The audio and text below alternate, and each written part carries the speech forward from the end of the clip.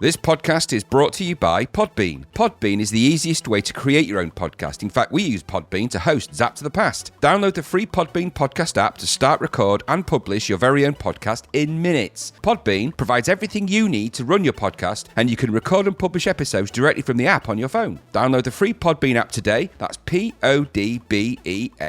Head on over to Podbean at www.podbean.com and use the code podcast21 for your first 30 days of podcast hosting for free. Check it out. And now let's listen to Zapped to the Past.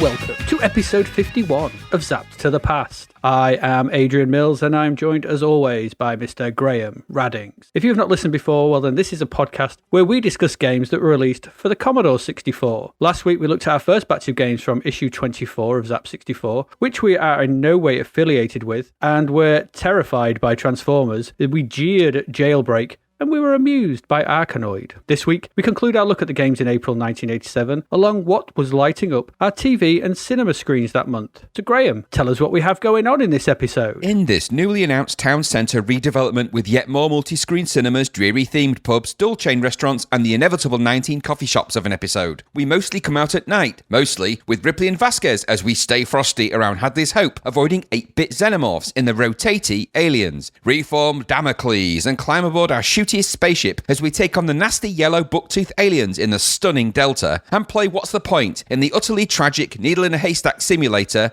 Explorer. We also try and decide which is the least shit in the triple crap treat that is indoor sports. Explore yet another medium-res isometric world, this time as synth, parent and child. Yep, in the droid and seek dullness of Prodigy. And turn Breakout on its side. Yes, that's right, on its side. And assess the relative merits or demerits of left-to-right Breakout clones. Yeah. With Krakout. If that range of fancy outlets hasn't got your credit cards itching and you can't wait for the executive burgers, lavish milkshake bar, and inevitable 26 nail salons, we head for a trip to Jupiter and beyond the infinite with the eye-warping, colour-fused centipede-alike Void Runner. Grab our witch's hat and explore some underground corridors on a hunt for scroll-guarding anteaters and evil warlords in Magic Madness, and grab our 6 shooters and trusty horses to go on a Wild West train robbery / punch-up in Express Raider. We also head to the future for a game of Crossfire, only to find the tabletop game we knew has been transformed into a tiny map and directionally confusing 8-bit turd jam, which is trapped in a HyperBowl. And then finally we head to some all-new executive golf courses, gaze lovingly at the newly planted trees and bunkers before getting stung by the deja vu wasps and feeling somewhat ripped off with Leaderboard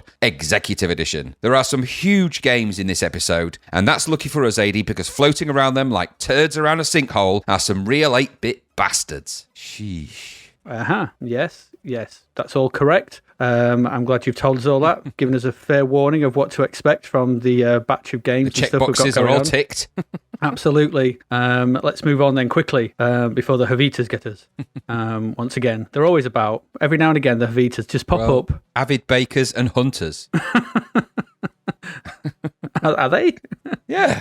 Oh, the Hovises are near. Yeah. The Hovises are near. You can tell by the light baps that litter the floor, like just thrown away because they have so many of them. Indiana Jones, but a very different movie if they're just a lot of bakers ran over a hill throwing buns at him as he tried to get them. I hate buns, Doc. I hate them. Oh dear. Indiana Jones and the Kingdom of the Bread Roll. Bread Roll, yeah. Raiders of the Lost Bap. There's a baguette in the plane, Doc. Oh, that's just my lunch, Reggie. Like how he names his sandwiches. Why do you call your sandwich Reggie? Because there's a snake in it. It's full of spiders. Reggie 1, 2, 3, 4. I don't know. Right, we've got games to look at. Let's look at games. We should get on with it. We should do. Right, so let's move on to our first one. And so our first one got a decent score. It is the first of 2 games we will look at the next one in next couple of months, I think, the next couple of episodes. But this is the first one. So this is Aliens, the first conversion. This is the UK version of Aliens. Let's just get that out of the way. Aliens UK. Aliens UK, yes. Illegal. Someone said illegal aliens. Priti Patel shot them. Very political. Oh, yeah, absolutely. I'm just nailing my colours. Bit of politics. Eat. Anyway, this game needs a map.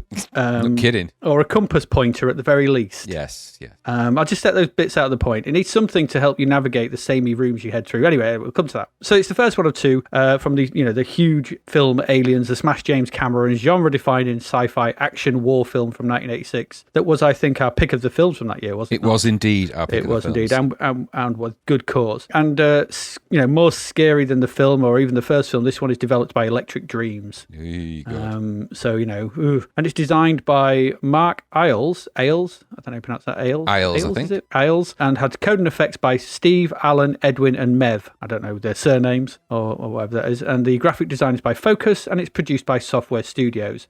Okay. Well, there you go. So this version of Aliens is a stripped down take of the film and sees you controlling 6 members of the team that land on LV-426 when after the colony goes dark, and suspicions of creatures with acid for blood are taken a little more seriously. It's that moment. So we've had all the conversations, Ripley and Gorman and all that sort of thing. We've had all the look into my eye and all that stuff. So that's all happened. It's all gone on, all them things like that. So in this game, you control a squad of 6. You control Ripley, Hicks, Burke, Bishop, Vasquez, and Gorman. Now, why Gorman? I don't know. He doesn't actually enter the fray. No, why not Drake? Yeah, Drake would have been the more logical. Any of the others. Drake, Wizbowski, yeah. Any of them. Even Apone. Apone would have been. He should have been. Why Drake? It's really because he's not one of the fighters, and this is because this is to all intents and purposes when we describe it, it's an early sort of first person shooter. This, so you want people who can shoot guns. Drake does not do that. So you can flick between any of these with the press of the button. You basically just use the initials for their name. So R for Ripley, H for Hicks. Strangely, you have to because there's 2 B's here, which is another problem. You got Burke and Bishop, so you have to use I for Bishop. Hudson is there as well. No, there's no Hudson. I think this is down to letters, number of the letters. Well, they've still got Burke and Bishop. Burke, so you could have taken Burke. And anyway, sorry. He never goes in because you could have put Drake, Wizbowski, Apone, and then you would have had only 1 B. Yeah. Anyway. So that's what you've got. So once the game starts, and it starts quite quickly, just straight in. The game starts, you're greeted with, you've got the screen is basically split into 2. So half the screen, the top half of the screen is the room in front of you. So you'll imagine yourself in the center of a room. So that's what you see. And the lower half, it shows the stats of your squad along with the number of the room you're in. And this room number is important, very important. So you've got to take a note of that. So the stats, there's the health, there's a what's it called, cardiograph type thing. Yeah. There's the number of bullets. Vital signs type thing, isn't it? Yeah. Vital signs, yeah. How tired they are and things like that. These people these kick-ass hombres. Healthy military, They get more tired than Magic Knight in Spellbound, which is strange. So anyway, in the top half of the screen, you've got a reticule, and you can move that around with the joystick. And if you move it all the way to the left or all the way to the right, the screen starts scrolling round. So what this essentially is, gives you a 360-degree view of the room, so you can just rotate all the way around. So you imagine you are stood in, everybody, all 6 of you are stood in the centre of the room, spinning around.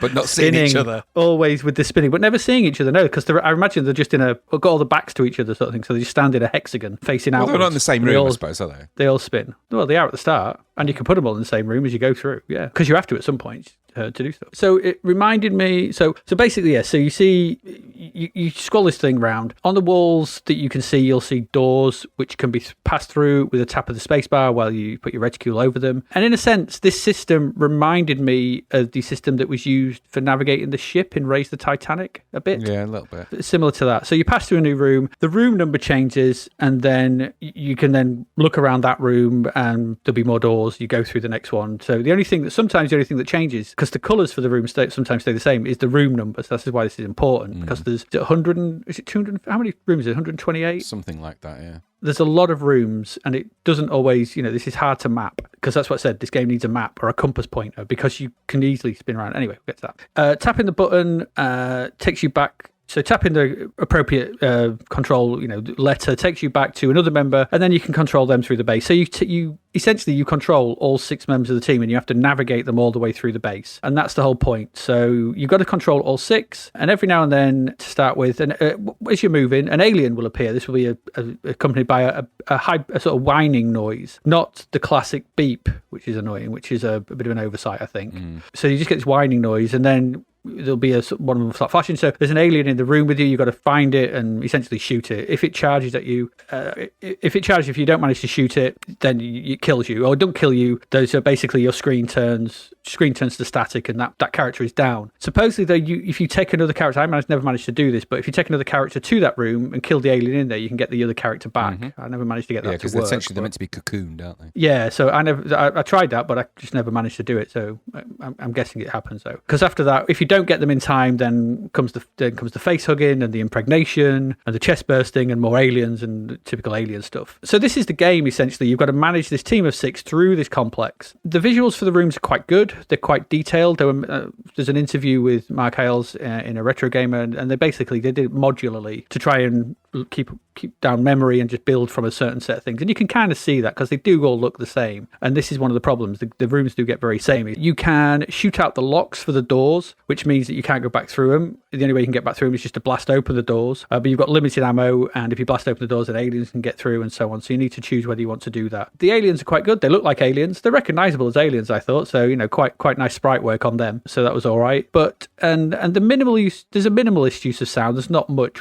but what you sound is there is not the sound you kind of want. You want that. Beep, beep, beep, beep, beep. You want that, really. There is quite a decent game here, but for me, it needed a couple of extra things to sort of really lift it and make it feel better, I thought. So, like I said, the first thing I said is a compass of some description would have been a boon, because it's far too easy to get lost in the rooms, especially when you're spinning about, when you're trying to track an alien, because these rooms all look the same, and you can once you start getting a few aliens, you can get in there and you can start going from back and forth between the same room, as I did time and time again. 68, 67, alien, 68, alien, 67, and I was like, oh, for God's sake, where's 69? I can get out. And it starts to get on you, and then other people start getting killed, and time looms and all this, because time is a factor, because the longer you take, the more aliens appear, and you've got to make your way through to get to certain rooms within the complex, like the armory, the medibay, and things like that. Because it's easy to get lost. You just end up going nowhere at times, and without a map, it's very difficult. This spoils the flow of the game and takes you out of the proceedings, because it's just stupid. You're just going back and forth through the same door because all the doors look alike, and there's no way to know, am I facing north, south, east, or west? Simple thing, just to put it above the main screen and just have it rotate with you. Would have sorted it would have sorted it. I've come in from the north, or I've gone in through a door that was north. If I'm facing south, I know that's the same door. Sorted. It could also have done with, like I said, proper proximity warning from the film, at least a better approximation of it. It's a solid attempt, I think, at doing something different, but it could also have done with being able to set the troop to, I don't know if you could do this, to self-defense. At least put them to sort of like, if an alien appears, they do something, rather than you having to jump back to them to try and protect them. So I just thought it was a bit silly to have the alarm go off and they do nothing if you don't go back to them. It's like, these are badass hombres, as they describe themselves. These are, colonial marines. These are supposed to be doing that thing. It could have been balanced out, but it's just weird. It's just a bit odd. I did like this. I thought it was okay, but I found myself becoming frustrated with the lack of direction, which, with all the rooms just looking the same, and then everything just piling on top, it gets a bit too frantic, a bit too quickly, and I didn't know where I was going, and I just found myself a bit frustrated with it, and those kind of things just took me out of it. And it's a shame, because there is a decent idea for a decent game here, but it's just lacking those things to make it easier for the player to navigate around this complex. It's hard enough as it is. I don't want to be getting lost. But yeah, it's all right. It's not bad. I mean, it got 81%, maybe a bit higher, I would think, but I know this is quite well liked, but it is what it is. What did you think? How did you think of this version of Aliens? There's things to like and dislike with it. So I like the idea of focusing on an important part of Aliens, which is the idea of being in the squad of Marines, trying to work your way through to the Queen, and just the stuff that those things are important. As much as it's a bit of a different take on, I mean, it would have been better to just focus on the part of the film where the Marines are in it, and it lacked the squad management for a game of this type. Yeah. If you could command them to follow you, because it's daft that you've got a squad of soldiers that are completely acting independently of each other. It makes no sense for them to do do that. They don't do that in the film. They don't do that. They don't do that.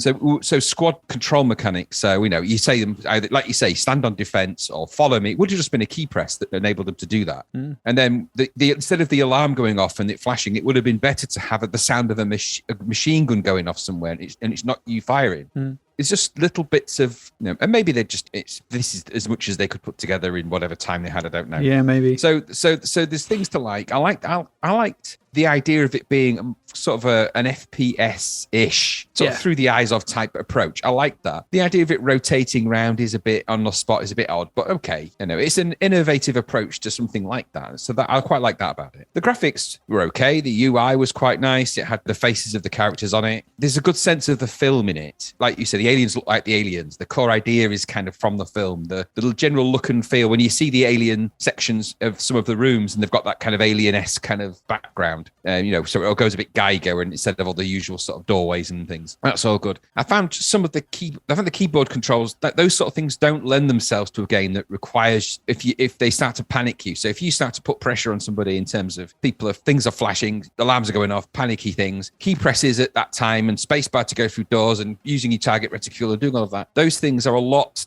of things to consider when you don't get a lot of time. If you don't see that alien in time, or you don't find it, you don't get long before. And if you haven't shot it, you're going to end up, well, you either end up dead or you end up really tired. Either way. Yeah. The tiredness, this sort of the idea of them getting tired. I get what they were trying to achieve with that, but I think it's stupid and unnecessary in this game. In fact, it's a distraction you don't need, in the same way that it was in that Spellbound. It's just you don't need, players in games don't need to get tired. Can you imagine if you were playing Halo and you just stop for a rest every few seconds? It would drive you mad. Yep. And there's a reason why that doesn't happen, and so it doesn't need that. Nope. But it is a team game in a sense that you're controlling a squad, albeit that you don't have any of the controls to control a squad, but it is that kind of approach. I quite like that about it. I like the fact that it was done in a kind of unusual way, and the vantage point was interesting. I just think that the panic keyboard and joystick control for me was a bit too fraught, and it's very samey, and eventually it just so samey that you're really just looking for a numeric change. The rooms kind of all look the same, even if the colors changes slightly. I found some of the rooms where the color went completely wild on my version, so I wonder if it was a bit broken or something, or the emulator perhaps didn't emulate it in the right way. But it's not a bad old game, all said and done, and it did have an atmosphere. I'll give it that much. It had something of an atmosphere, but it lacked the key things that gave Aliens its atmosphere. It didn't have them, and they're just stupid oversights that you could have put in. Just beeping instead of a wailing alarm. The sound of a machine gun going off because you could put your players on. And those things, as we've rightly pointed out, it's all good in hindsight, I suppose. But without those, it's kind of, I wouldn't put it at 81. I think it's in the sort of 60s to 70s for me. If they'd have put the squad mechanics and management in properly, this could have been in the 90s and a sizzler, I think, easily with that. It's almost there. So hats off to Mr. Isles. Lovely chap that he is. I had the pleasure of meeting him a couple of times. He's a really sound guy. He's the guy that did 3D Ant Attack, by the way. Oh, is he? In the Spectrum. Wow. That guy. So clever guy, very clever guy. But this game, I think, was perhaps just it doesn't quite get there for me. So it's in the 70s. I enjoyed my time on it, though. But it's Aliens. It don't take a lot for me to enjoy an Aliens game. True. Well, we'll see what the next one brings next time. No, it's all right. Yeah. I think we're on agreement there. Just a few missing bits, isn't there? Yeah. A few missing bits. Yeah. Annoyingly so, yeah. Yeah. But it's all right. There you go. That's Aliens. Aliens UK. We have Aliens US coming up in another episode at some point. So let's move on to our next one, because it's another biggie.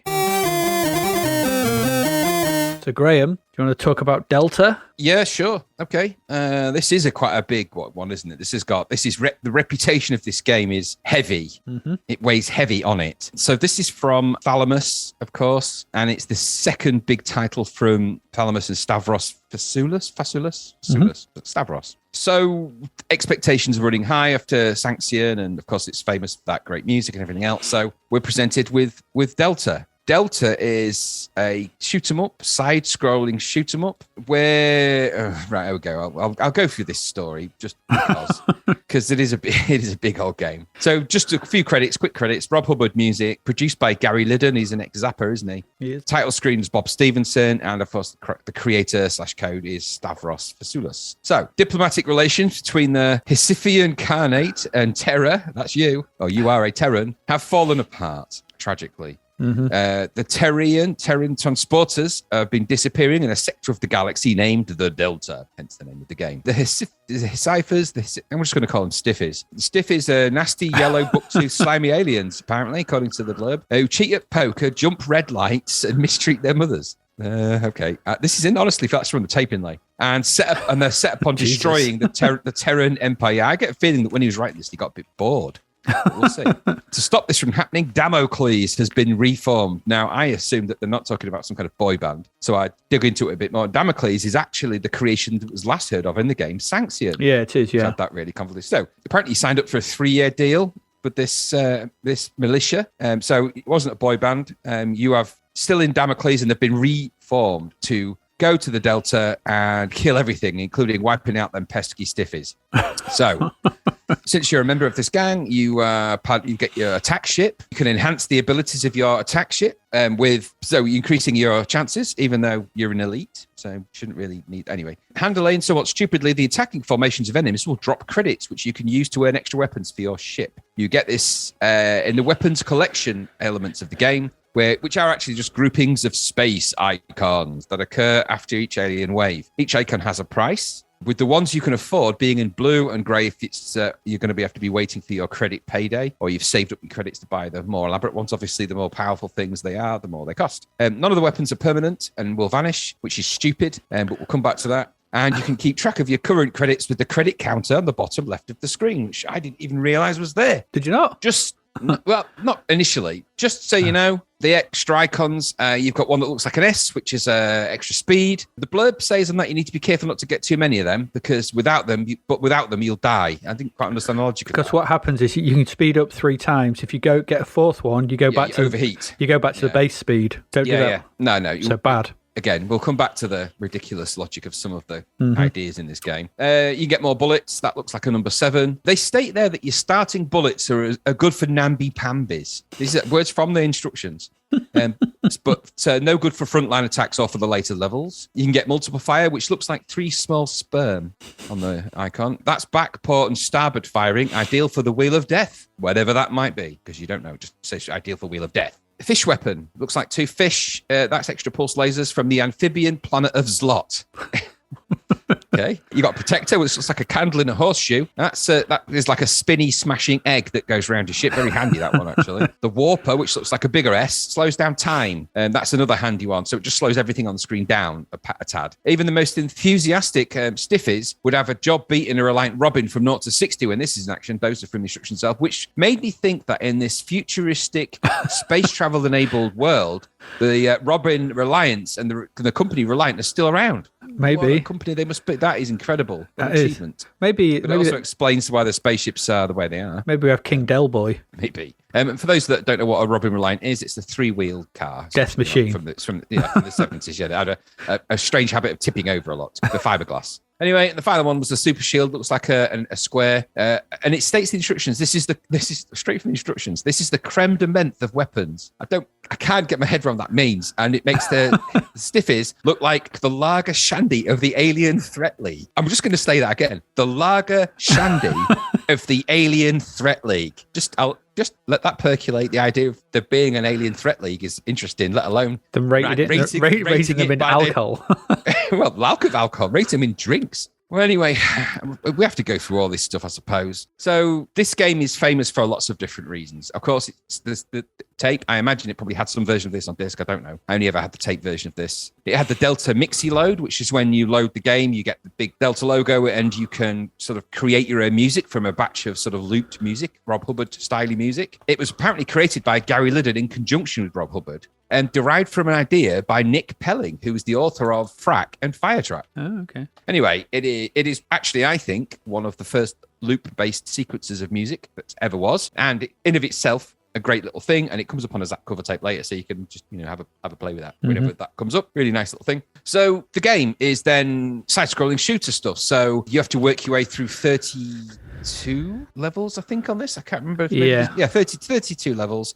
So you start the game, you get this really nice sort of Delta thing. The music kicks in. You've got the star fields. The top and bottom borders are open. They're open. The borders are open. My God, the borders are open. Oh no! Culprit Stella game. Bit of politics, So the game starts, and it's a nice looking side-scrolling shoot 'em up. Okay, so it's side-scrolling shoot 'em up logic. I don't think it requires a lot of explanation. You fly through the levels, shooting at the alien waves. You go through various zones in this with names like the Rocks of Death and things like that. Some of the level of variation happens. So some of it's just in space. Some of it's got sort of top and bottom scrolling scenery. Some of it's got giant chimneys for some reason. So you have to sort of avoid the chimneys by sort of zooming around and trying to find the little gaps. A bit like a Flappy Bird kind of idea, but at like breakneck speed, which requires the kind of reflexes that I don't possess anymore.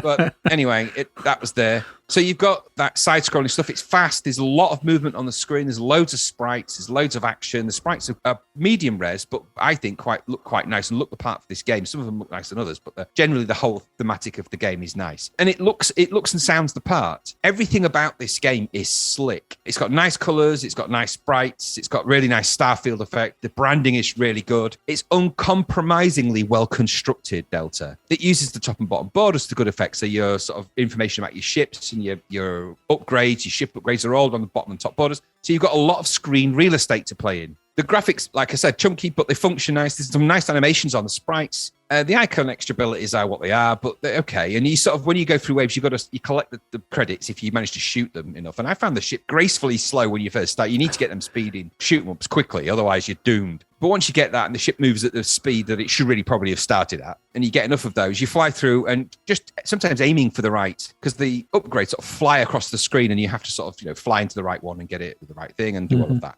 So it's essentially a pattern-based side-scrolling shoot 'em up, and you've got to fly through these enemy waves and avoid the top-bottom details. Then you get to the next impossible bit and go through the pipes, and it's just that kind of thing. So you're progressing all the time through these waves of enemies. The game is really hard, really difficult. And I think that might be just, I'm older now and I don't react. I played a lot of Delta back in the day because it was such a refreshing, professionally polished breeze when it came in, because it looks so good and it feels so playable from that instant sort of action straight in. It's a good single load game in that respect. But now on replay, I found, aside from all of that, I found that it's just that the difficulty is off-putting because it's difficult in really stupid ways. It's not difficult because the game, although it is difficult, it's if you remember the patterns in a shoot 'em up game like this, and you position the patterns, then you can gradually work your way through it just by remembering where things are and remembering that you need to be at the bottom corner when those ones come in and that kind of thing. But death game logic decisions have had a disastrous impact on this for me. So success in the game is unlikely, and not always because of your efforts in learning the patterns. You're punished in this game in silly ways.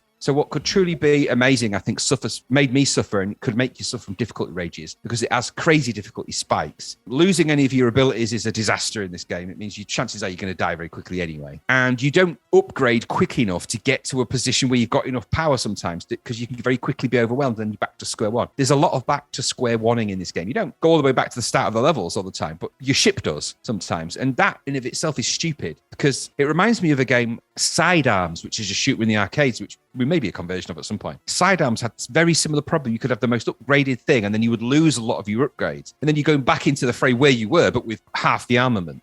And in this game, you are not going to make it without that. And so I think that's, for me, on the replay of it, as much as I love Delta, does have that difficulty issue, and it has that kind of game logic issue that the upgrades don't, because they don't last, and because sometimes they're a bit, getting too many of something shouldn't punish you in this game, because it can be done by accident very easily. It's not like, and if you get too fast in this game, flying around as the main spaceship is insanely fast. So it's just a little bit of playing off. I think perhaps there's just a tad of difficulty that's in the wrong areas. The title music and everything else, it's Rob Hubbard doing yet another amazing piece of work. It's not his own music necessarily here. You've got the Koyaanisqatsi soundtrack essentially for the opening piece, which is actually, I think it's called Koyaanisqatsi, I think the very first one of the film soundtrack. So, and the in-game version of the music is, if you put the music on, because you have sound effects and music, the in-game music it starts off as Pink Floyd's On the Run, and then it mixes into Pruitt Igo from the Koyaanisqatsi soundtrack. Either way, that's about a 12-minute, megalithic soundscape, which is genuinely quite interesting.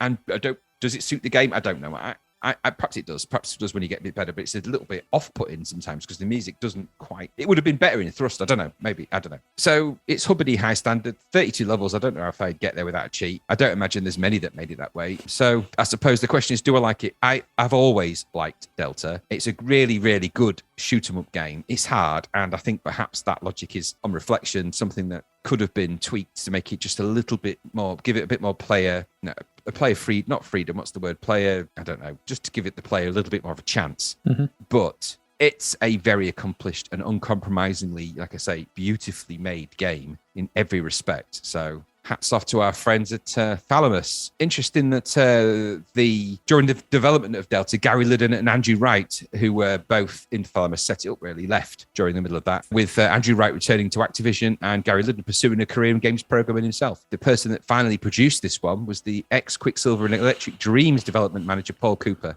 who was brought up to head the company after those two left. So Delta was never put out by those two, even though they clearly had a lot of input into it. So yeah, Delta it's one of the holy C64 grails, isn't it, really? You'd be very careful with it. I like it, but what about you? Yeah, I'm not going to go too much off that. I think there's no doubt in the technical ability on display here. And, I've made the secondary notes, but everything is polished to a fine sheen. And as an advertisement for what the C64 can do in the right hands, it doesn't come much better from a visual and audio standpoint. It's smooth, it's slick, it sounds amazing. I mean, to me, this is peak Hubbard for me. The combo of that great title screen, it's this and Knucklebusters, isn't it? This is the 1-2 punch of Knucklebusters and Delta. Really, it's like, they got the amazing title screen music. Not only, let's not put to one side the mixy load, not impressive nonsense, craziness. But then the in-game piece, this 12-minute swooping, soaring piece of music that riffs on Pink Floyd and Koyaanisqatsi, to mix them two up. And to me, I think it works perfectly. So it's a beautiful piece of music to play a shoot 'em up to.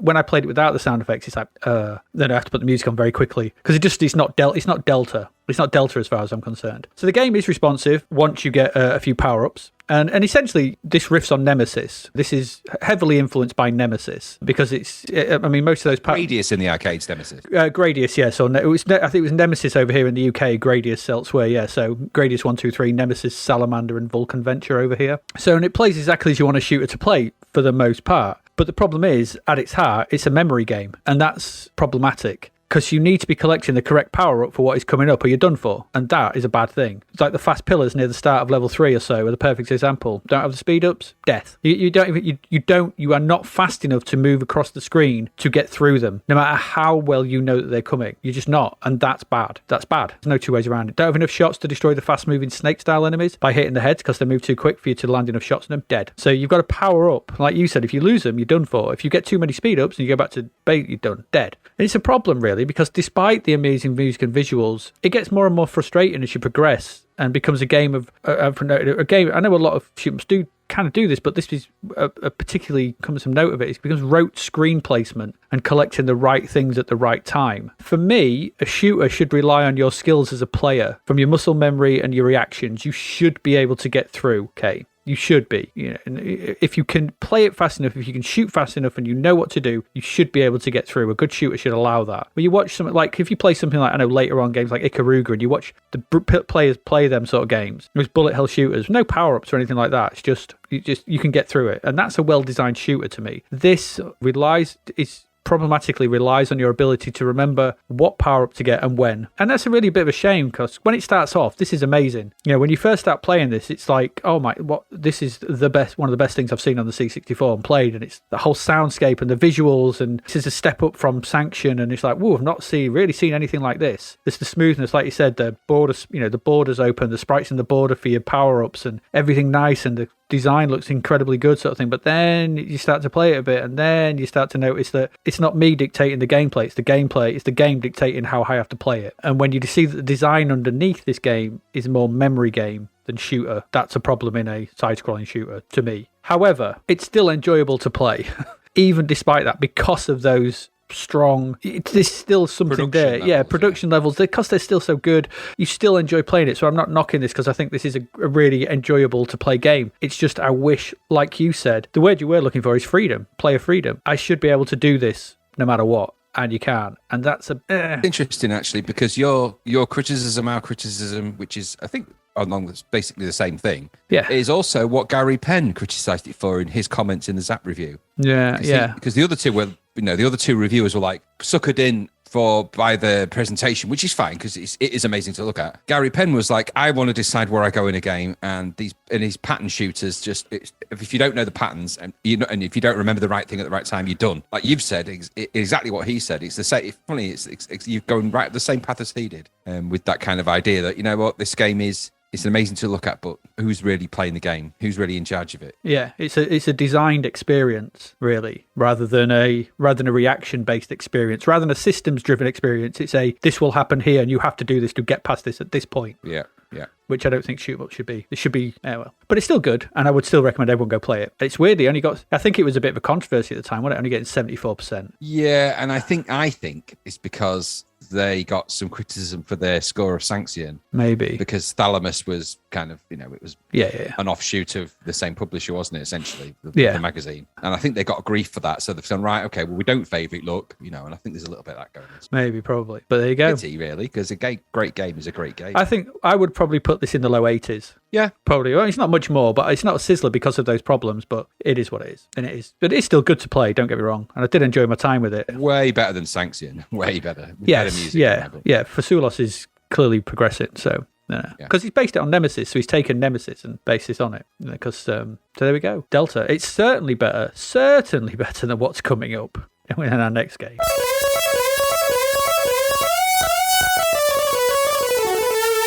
So our next game is a full price game. I'm not going to talk about this much. Although I could describe all the locations. Yeah. Do you fancy a 7-year podcast? Imagine it was long. I wonder how long it would actually take. You could work it out mathematically, couldn't you? I could, but I'm not going to. Even if you took 30 seconds for each location, 40 billion times 30 is longer than we want to be thinking about. Absolutely. Yeah, we'd be choosing poorly. That's what we'd be doing. Anyway, this game is Explorer. It's got the grand total, the unlucky 13% club. So this is another game where I ask, what the hell is this? Because I just don't understand. Lords of Midnight, that had 32,000 views. Well, that's paltry, because as we said, this has 40 billion locations. Yeah, 40 billion. Just let that sink in for a moment. More than the world. I think it's more than this planet. It was huge. And so this game is 40 billion locations, and you have to find 9 parts of your crash ship that are in those 40 billion locations. What's 40 billion divided by 9? Stupid. It's like 3.3 billion. No, 4.5 billion or something per location, per thing. Oh, what is this freaking thing? The opening is a really terrible version of Mercenary. Zoom. As you flicker zoom towards a planet, and then you fly over a horrible DOS-like visuals before zooming in some more, wobbling all over the place, and then you get greeted with a view of some trees. And then there's a number in the corner, and I think they've schemed this because it's not 40 billion, is it? I think every time you move like one character move to the right, it goes up by a number. So I think there's some jiggery pokery with the numbers going on. Anyway, it's so boring and so slow. The visuals are horrible. They're just horrible. Proper they're horrible. So this is abysmal, and it doesn't have a single shred of value to be found anywhere in its 40 billion locations as far as I'm concerned. I don't get it. I mean, this was made by, it was a guy who made this, and we'll talk about his previous game as well in a minute, I'm guessing. But I don't know, what point did anyone think this was a good idea? I don't know. The visuals are green, black and yellow, and there's mention of beacons and energy and alien robots, something, but it's so turgid and so slow. It just, nothing makes a lick of difference. It's crap. I've noted here that this makes the double look like warp speed. Yes, that's very true. Awful crap. Take it away and bury it in one of the 40 billion locations and let no one ever speak of it again. It should be stricken from the history books. I did not enjoy this. This was a turgid egg of a game. So, what did you think? It's just absolutely stupid. It's baffling, isn't it? It just, I couldn't get my head around. I mean, because it asks you to put your name where you want to be. It's like it makes a difference. Yeah. So, because I chose Cleethorpes. So I just thought, okay, I put Cleethorpes. It just came with Jungle Land. Yeah. Jungle Land. I was like, so you can put anywhere and you're going to be in Jungle Land. This is just, for me, it felt like it was 40 billion ways to look at some trees. It's just like, yep. Look at trees. Where am I? You're in the trees. Okay, well, move to the left, you're in the trees. Forward, trees. To the right, trees. Trees. So I was like, all right, I get the idea. I'm looking for something amongst the trees then. No idea how to find anything. What the beacons were. Apparently you've got a jetpack. I don't know. I don't get it. I didn't want to. when the graphics, like you say, just this long, thin tree line, essentially, that repeats a lot. I couldn't get my head around what I was really looking at. I'll tell you what this felt like. It was like a weird lab experiment, a dull experiment, like something you'd see on an open university program when you was off sick as a kid in the afternoon. And if we turn now to the simulator, we can see that we are in position 3.53. 3.53 is northwest of 3.54, but not, and it's just one of them. Like, none of it meant anything. I'm thinking, what happens if I find these 9 spaceship parts? Which, by the way, is just impossible, isn't it, with those kind of odds? These are lottery number odds. Yeah. Just ridiculous. And I just thought, I don't want to do that. I landed on Targ and just settled where I was. And you know what? I'm not going to go hunting for my spaceship. I'm just going to live in the jungle. I'm just going to do that. I don't need to go on it. Well, this is obviously in this game, it's obviously, we know that the guy that made it, I forget his name, you'll have to quickly check, but the guy that made it made a game in 1983, which was an orienteering game on the Sinclair Spectrum. He did. Called The Forest. And in that game, you're orienteering. So you're looking around the forest with a compass and a map and I'm guessing that the guy really likes maps and exploring stuff in forests. And he just upped the ante on this and made 40 billion reasons for me never to even look at this again. It was Graham Ralph. Graham Ralph. So, I mean, hats off to Graham Ralph. You've created something quite unique. You've created something that is visually the equivalent of nothing. Because looking for something amongst 40 billion things is a needle in a haystack type mentality. I don't need a simulator for that. Never have, never will. Don't want it. Didn't want this. Arsehole. I'm surprised Electric Dreams even put it out, but I think they got sold because it has big numbers, which make for impressive marketing collateral, don't they? 40 billion locations while you struggle to survive in the jungles of wherever the hell it is. No one cares. No one cares. Dodson, we've got Dodson here. No one cares. No one does. No one should ever. Arse cake. Yeah. Just, no. I know. Let's take our machetes to that jungle and leave it behind us. Yes, hack it off. Yeah, because there's nothing good to be found there. No. Let's move along. Come, let's leave this place. It is such a silly place. How does the wind ever get in here? My partner says that quite a lot. And I just look slyly to the side. Slide to the side and titter. Mutter something about Hager. I do. To a slayer such as you. That's Explorer. What's next? Let's move on.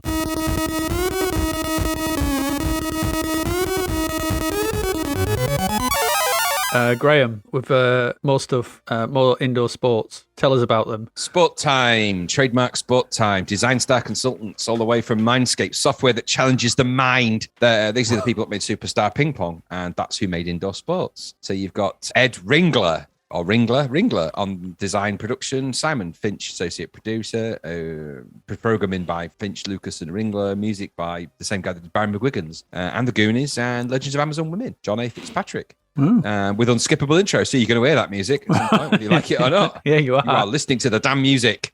Yep. So the initial screen of this game, this is a game where you can play 3 variations of classic indoor sports. So 10-pin bowling, darts, and air hockey. All those times you've ever wanted to play an indoor sport. One of those is not like the other two. One of those don't fit in a pub. Though on the graphic for the air hockey, it just shows hockey sticks, which threw me because I think it was that. Anyway, it did, didn't it? Yeah, weird. Well, I don't know. So, I suppose they just left it. It was just blank first of all, sort of thing. They were like, "Well, where's the graphics?" So it's air. How do you draw air? How do you draw air? Just like I don't know, just nothing in it. That's what I mean. Anyway. So you've got those 3 options. So you enter your name. You've only got 6 characters, so use them wisely. I put in Calibo, of course. And you move the joystick then to select your game. You can have up to 4 players and the computer. Just expect some really dull, long loading times after that. Oh, yes. Once you go through that option screen, the loading begins.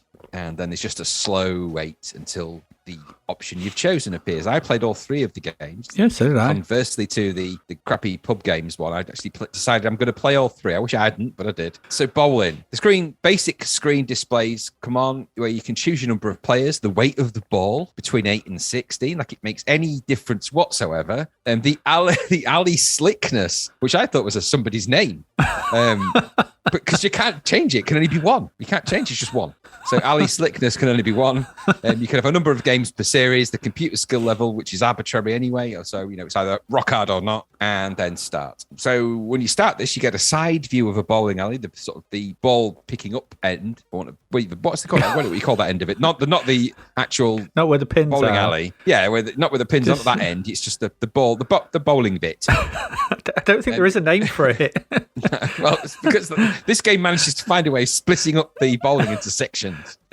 Every mode in this bloody thing. So, and it's because it's side view, which is kind of odd. So you joystick up and down moves the player up and down. So that's how you sort of choose your position. And in the context of the screen, by the way, you've got that part at the top, and then your scorecard for your bowls at the bottom of that. And your player stats are on the top left. Your pin count is in the middle, and it's kind of like a display. Mm-hmm. And your computer stats are on the right. So you press fire to bowl, and some stilted animation occurs that gets gradually faster. And as he stumbles, I think is the word I would use, towards the bowling position, you then hold the button, which then like this sort of a arrow shoots downwards at a rate or not so, and you hold the button down, and the longer you hold it down, it's kind of the straightness of where you're aiming. So with the direction of where you're aiming, you're either aiming to the left, to the right, or in the middle. You're seeing this from a side view, so it's just like an arrow scrolling downwards, and you sort of, as long as it's in the middle, you're pretty much good to go. And then once you've done that, he runs, and then just at the cusp of the ball throw maneuver, you have to press your button. So well described. Otherwise, he hits his own ankle with the ball, trips over, lands on his face. He's missed the cusp. He misses the cusp.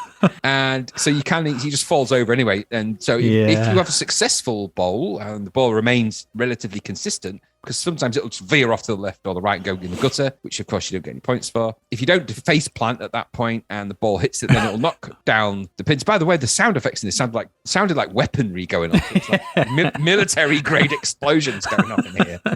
So I'm not sure if you're in a battlefield or something, but anyway, so the pin physics is such that they kind of just ping all over the place. There's no weight to these pins; they just ping around like crazy. I scored either nothing or strikes in this game generally, and then so you go through a player game of bowls, and you do that. And when you go to the sort of third view, so you've got the initial view and the bowling view, and then you get a third view where you see the pins at the end of the line, a bit like 10th frames view, only not all of it. And the ball goes towards the pins, and it knocks the pins down. Then you sort of see his face reaction. Again, it's been drawn by a 5-year-old. Yeah, it's the same.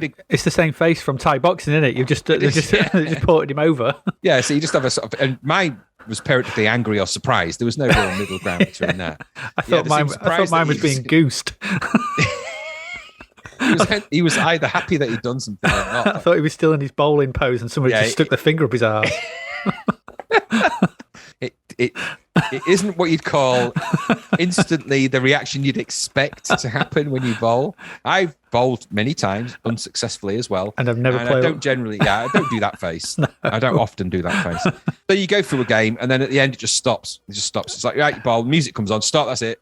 Can't do anything. Music's unskippable. There's no reset button. You can't go back to the main menu, so you just have to switch it off. Yep. So it's your bowling's done. Get out. Oh, okay.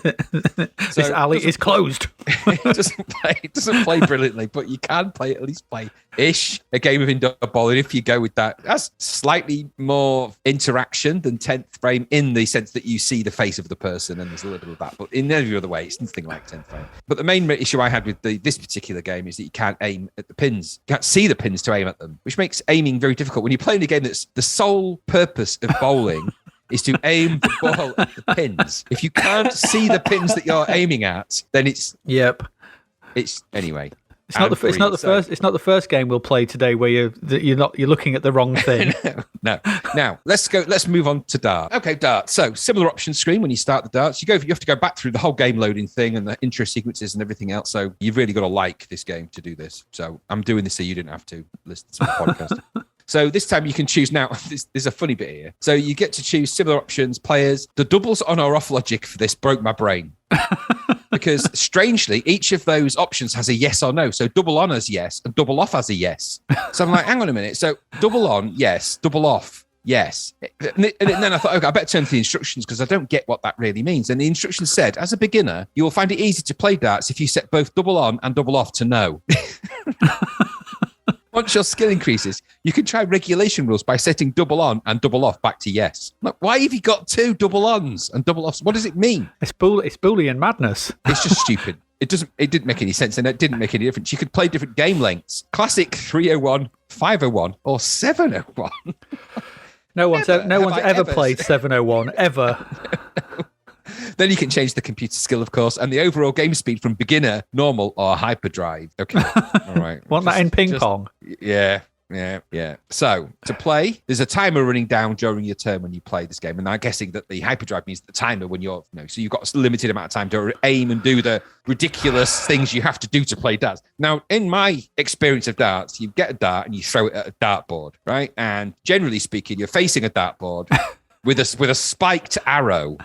So, as long as you propel it forward with enough thrust and enough aim, you're going to get it at the dartboard, generally speaking. And that's how darts works. And your relative skill at being able to propel that dart at the target is what makes it fun and enjoyable. That doesn't require the kind of control. So in this, your dart has a launch window. Right? So you move this dart across this box at the bottom by pushing either and holding left or right on the joystick, depending on which way the dart is coming in. So you do that. So you push it all the way forward. It's almost fighting you. It's like, darts don't do that in your hand. You don't have to fight a dart. Anyway, then you press down on the fire button for the angle. It seems arbitrary, the angle, really, but you have it. Then you have to press fire again as this power meter suddenly switches on, like increasing power meter. And you have to press your button at what you think is the appropriate level of power. There's no indication of what that means. None. It's just 3 bars, isn't it, with like 10 things. It just goes up like it's like VU meters on a stereo. Is it loud? What does it mean? Am I distorted? It could have just done with some kind of indication of what that really means. So all you really know is that no power is rubbish because you'll miss, and too much power means you'll miss. So you've got to aim in the middle of someone, really, which makes it stupid. So when you do that, it then goes to another screen. So again, this is another spot that's been split up into multi-screen. So once you've gone through the challenge of the complex dart thing, why you can't just throw a dart at a dartboard? You have to go through this weird move your joystick to the left, press the button, choose your power, do the thing, you get to the dart throwing guy bit. So there's a guy who throws the dart at the dartboard. Yeah. Could have been what it was. Just a joystick. Move your joystick around. It fiddles about a bit like it does in the dart game. Press your button, lob that. But no, you're not having that. Have this complicated way. And then obviously you do the score. It's deducted as per darts, and hey presto, you've got a darts game, albeit that the control idea is really weird. So that was darts, and then it just ends when you get to the end. No more darts now. Out the pub, get out. And that's it. End of game. You're not playing darts here. Go. So then air hockey. So reload the whole thing. Familiar option screen again. They all look the same, really. Yeah. This has got computer skill. You can alternate the sides where you play. So I guess it means I don't really mess with these because I've learned not to after the previous 2 stupid games. You can have a number of games per playoff. You get a larger view of an air hockey table from front to back when you do go for the option to start the game. And the puck is sliding around and you whack it with your bat. And if you press the fire, it speeds up your whack. The physics on the game is right. So surprisingly for this one, it's just, you've got to score. I think you've got to get up to a certain point. Yeah, you got to fill the score across the bottom. I think it's 14, isn't it? Like, it's like 14, standard so you got to air score hockey. 14. Yeah. So you just got to light up the lights and score goals. The player you're against is the stupidest dumb fuck in the known universe. Because he scored more own goals than I scored when I was playing them. Bizarre it was. So it slides around. The physics on this actually are passable. So and I think clearly this is the one that's most like the Pong game, the Super Pong game. So it's the best of the 3 in terms of the physics and the way it works because it's the simplest of the 3 because they didn't over egg this pudding too much. So you do actually control a puck with a joystick as opposed to having a box where you have to move to the left and press the energy button and jump down, turn around and pick a bale of cotton and wink a couple of times. It didn't feel like it was much of a jump from the table tennis game. It's passable enough, this one, but it's a lot of money to pay out for an air hockey game. Yeah. And it's not overall, it's just a totally meh series of games. They're just dull. So I didn't like it. I mean, if I'm going to play darts, I'm going to play 180. I'm not a fan of playing air hockey simulations. I'd just go and play air hockey in an arcade because I quite like air hockey and I like the energy and the kineticism and the sound, which you don't get. I also like it doesn't have any of that in this, so it is just really just smack the puck around really. And as for the bowling, well, just you need to aim at the bowls in bowling as far as I'm concerned. And if you can't do that, it's very difficult. So that was my take on the whole thing. I wouldn't rush back to it. What about you? All right, so indoor sports. So this is another trip to the sideways egg because we've got an updated sports area with darts, 10-pin bowling, and air hockey now on for the punters because we've kicked out the pub games because they were obviously crap. So it's better than those pub games, but it's bar air hockey. The other 2 have been bettered by other games, really. So the darts, I'll just go through these quickly. The darts is overcomplicated and it's therefore dull. It takes too long to line up a shot. It's darts done by NASA. 180 got this right, so just go play that. The bowling is awkward and tricky, and it's not really clear when to tap the fire button to release. So 10th frame did it better, so just go play that. Air hockey, it's all right. It's just a bit pedestrian. But at least it works. And I could imagine a bit of fun to have with this in 2-player. I'm not sure in 1-player it's much though. Overall though, it's a bit limp, this, isn't it? And I've no idea why this is on 2 discs or even a multi-load. I don't know. It's because they've overcomplicated everything. That darts control system is like, I'm pretty sure, we could send men to the moon with that. It's ridiculous. We need new games for the sideways egg, as these are just not going to cut it as far as I'm concerned. So we're still waiting. The people keep coming in. We've got these great ideas for new games there, but at the end of the day, sort of thing, I'm just going to stay with the Giant Connect 4, I think. Yeah. And that's it. Indoor sports it's just a bit of a misfire. It's just overcomplicated nonsense most of the time. I couldn't believe when I was playing that darts game. I just could not. I was like, move it to the left, power, arc, what, A? But I can't see the board. I can't see where I'm aiming. Stupid. Anyway, that's enough about indoor sports. Let's move along, because the next one's... Ugh.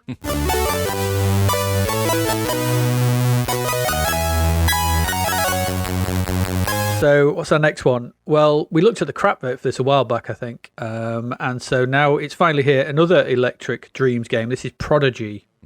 So let me get the right voice for this. All ye hear the words. The machine sorcerer Wardlock has created organic life, hitherto unknown in Techland. His latest creation, Solo, the Synthy Man, and the new arrival, Neho, the baby, are the ultimate in organic intelligence, and they want their freedom. It is your quest to guide Solo, the Synthy Man, and Neho, the baby, to safety, and prevent them being cloned. There you go. So that's this. That's the game. Very impressive. Thanks. This is from the same mind that gave us Jerry the Germ. Yeah.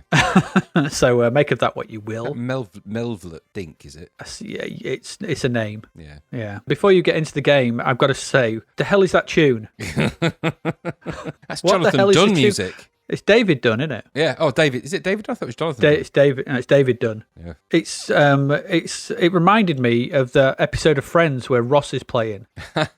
God, yeah. It's just it's noise, and then right towards the end, it just gets a nice tune, and then it just ends. It's like the opposite of Thrust, where you have a great tune. Most of it's great tune, and that bit at the beginning. This is just all that bit at the beginning. It's just crazy. I was like, what the hell is this? Anyway, the game. So we're in. Is this single color isometric territory or medium res isometric territory? Res, I think. It's medium res, isn't it? Yeah. Either way, it's really small viewport. It's a really small viewport you have on the world, so I couldn't really tell. And that was just like, I was looking at it, squinting, going, "Oh, where's the game?" It makes the game feel incredibly claustrophobic. So you know where we are. We're in isometric territory. You have to traverse the world with this baby following behind you, and you've got to find some data, some corrupt data to feed into the machines, which will enable you to open the doors to make good your escape. Essentially, it doesn't matter. We're firmly in, collect the thing, to do the thing, to make the thing happen. Yeah, it's another one of them. So that's what it is. But the problem is, this is in a game that is barely playable. I kept getting hit by a grey thing, which just kept sending me back to the beginning at the opening, constantly, repeatedly. I tried shooting it, and I did land some shots, and nothing happened. And the problem is, it's like playing a postage stamp size variant of one of these games because there's so little viewport. It's just so tiny. The graphic, even in that space, the graphics are blocky and ill-defined. The sound effects are crap, and the whole game is unappealing from the get-go. It's called Prodigy, isn't it? This is not a twisted fire starter, and Charlie says, "Do not play Prodigy." Very good. I'm not saying anything more on that. So Prodigy was just awful. Did you like it? I'm guessing you didn't. No. We may have to stop being friends if you did. No, it's another droid and seek nightmare. Just wandering around in a tiny window with badly drawn graphics, with something following me that I couldn't actually get to do anything that I wanted it to do. I think you meant to guide it around and do stuff. It just kept getting stuck at doorways and not doing what I wanted. And I'm like, just get eaten, whatever you are. Apparently got to change the baby and feed it and keep an eye on oxygen levels and avoid the blobberites and the blob wells. I'll just sod off with this game. Did you see that it had 4 zones? Ice, veggie. There's a zone called veggie, tech and fire. Just stupid game. I thought a small isometric medium res window for a game it's no way to go through life. It's not. It's just difficult to see, difficult to use, difficult to play. You can't control anything in it, really. I was always running into walls and not really going the right way, and I couldn't see anything. It's really hard on the eyes, this game. The main sprite is some kind of blocky spaceman, I think, and it's just weirdly colourless graphics, which you can't control anyway. It's no fun at all, so just no. And like you say, the music is somebody falling over on a random sound generator, so no. Yeah. Prodigy off for me. Prodigy off. Prodigy off. Yeah. Terrible game. Let's move along quickly. We've got one more left before we go for a break. So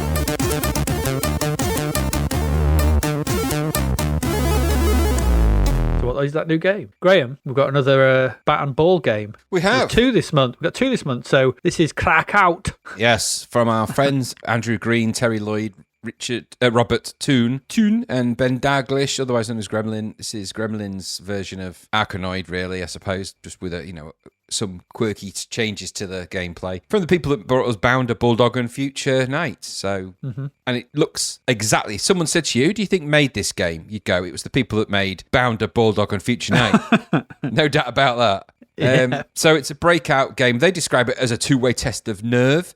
We've got an outmaneuver the ogre and blast through the bricks, and there's exactly 100 screens to do that through. So it's a breakout game. The quirkiness here is it's not the bat at the bottom and the wall at the top. This is a bat on the right or the left and the wall to the right or the left of that. And so you proceed to do exactly what you do in Arkanoid, which is break your way through with the ball. Some of the bricks reveal power-up things and changes to your bat size, and it's just that kind of arachnoid logic. I said arachnoid then, and I meant Arkanoid. So that's kind of arachnoid. You did say arachnoid, yes. I told you. It's just, it's in my brains. So there's some things you can like about this. It's got a lot of interesting ways to change the way it looks. So you can vary that up a bit and alter sort of the way the game plays a bit. So you can choose from different sound effects. The music is really odd. It's not my favourite Ben Daglish stuff. It's bouncy and quirky and a bit weird. And I don't think it goes necessarily with this at all, but it's one of those that you either like or you don't. You can change the scrolliness of the backgrounds in different ways, and sometimes you can make it follow the ball, which is, by the way, headache-inducing stuff to have that kind of weird scrolly thing in front of your eyes behind the sort of non-moving bricks. So some of those effects can be eye-watering. You can start the game on the left or the right, so you can choose how you want to play. You can opt the ball speed. The mode changes. I mean, you can change the colour of the bat, or you can load different levels of Krakout that you might have. I guess they released other levels for it. And you can change it so the screen changes colour to the beat of the music, and there's all sorts of silly options like that. You can choose whether this is the controls are inertia-based or whether it's a dual speed, so you press the fire button to give you a zoom. Just a case in point, never use the inertia-based version of that because it's a nightmare. It's a living hell. And then you get some kind of global scouts. The game's breakout, so the graphics are bold, nicely coloured. The physics works quite well. It's quite fast, and it seems reasonably challenging but playable. You either like this sort of thing or you don't. It's a bit tired, really, this kind of thing, I suppose, but it's a tried and tested game type, and it's been around since the dawn of games. So you either like this version of it or you won't. It's colourful. It's just, if you want to play it, buy the cheaper Arkanoid, do that, and then just turn your TV on its side if you want to play for the novelty of playing it a different way. Watch your tube explode, though. On the old TV, go boom. What were you doing up there? It's been a slight accident. The main issue was noted in the Zapped review is that it costs more than Arkanoid, and it's basically the same big thing, albeit with some really weird nuances that don't really make the game any different. So, would you choose this over that? No. If you're going to play a good breakout arcade conversion, you'd choose Arkanoid. You wouldn't choose this. This was one of those also-ran games that Gremlin sort of did a lot of. And for that, it got 55% inside, which is it's about right. I liked playing it, but I like breakout games, but it's no more or less fun than other breakout games. In fact, slightly less fun, because playing it from the side does get a bit tiresome after a while. So there you go. That's what I thought about you. Yeah, but insert what we said about Arkanoid. Yeah. and add something about it being on its side and having a decent Ben Daglish score. It's an okay Ben Daglish score, yeah. There's not much to say about this, really. It felt on par with Arkanoid to me. It's just almost, because it's essentially the same game. Exactly. Just with the visual style of recent Gremlin games. It's even, I'm sure that night bouncing around is Future Night. Yeah, I'm pretty sure it is. Because it's by the people behind Bounder and Future Night et al. My problem, like you said, it's a tenner. It's not, breakout shouldn't be a tenner no matter how much you put into it. And without the license, I don't understand why this is more expensive. To me, that's like, well, if you haven't got the license to put on top, then price it cheaper. £2 or £7.95 or £5.95. Yeah, okay. Too much for an aging concept, really. No matter how many screens and bouncing whistles and whatever weird effects and stuff you put on it, it still doesn't change the fundamental gameplay, which is Breakout. Yeah. And considering this has just got the same power-ups as Arkanoid, expander bat, slow catch, shield, double bat, whatever, multi-ball, it's just the same as Arkanoid. So why, if you're not paying for the license, why is this more expensive? I don't get it. But hey-ho, yeah. But it's just more Breakout. It's all right. I think the one thing I'd note of this is that, I mean, don't get me wrong, the scoring for it is fine in Zapped, but they gave, the review of this was odd because they were like, oh, not another tired Breakout game. We're sick of Breakout games. They're so boring. In the same issue, they gave Arkanoid a much higher score. And, it's greatest game, brilliant arcade conversion. I'm thinking, I don't know. It's in having those two things in the same issue of Zap with such. I mean, they're basically the same, albeit that one is directionally different. I bet they got Arkanoid in first. Yeah, I think so. If Arkanoid comes through the doors first, it's like, I haven't seen a Breakout game in ages. Yeah. And, well, I've seen this in the arcade. Yeah, it's a good conversion. 2 days later, Krakout turns out. It's like, I'm not playing another bloody Breakout game. Yeah, and I think that the music is the sci-fi. I could be wrong. The sci-fi synth drones of Arkanoid are a lot better than the kind of quirky, weird, bouncy Ben Daglish music for Krakout. So maybe that's. And don't forget Arkanoid's deep, involving story. Oh yes. Whatever that is. Yeah, whatever. There we go. Krakout, it's all right, it's Breakout with bits. So there we go. That's our first lot of games. It's quite a chunky section. We've got more coming up, obviously, but first of all, we're going to go away for a break, and when we come back, we'll be talking about film and TV in March 1987, so please stay with us.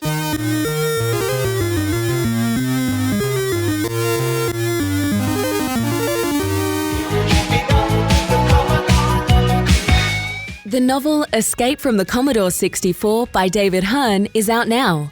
Growing up in the 80s is a chore for Sarah, who feels misunderstood by her parents and badgered by Reese, her bothersome brother who incessantly prattles on about his treasured computer games. When Reese tells her one of the games tried to pull him inside the computer, she laughs off his fanciful fib. She waggles the joystick to disprove his fairy tale and is pulled into the computer. Now trapped in games she'd never had any interest in playing, how can she possibly beat them? With the help of feisty Nell, another trapped player, can Sarah find her way back home, or is it game over?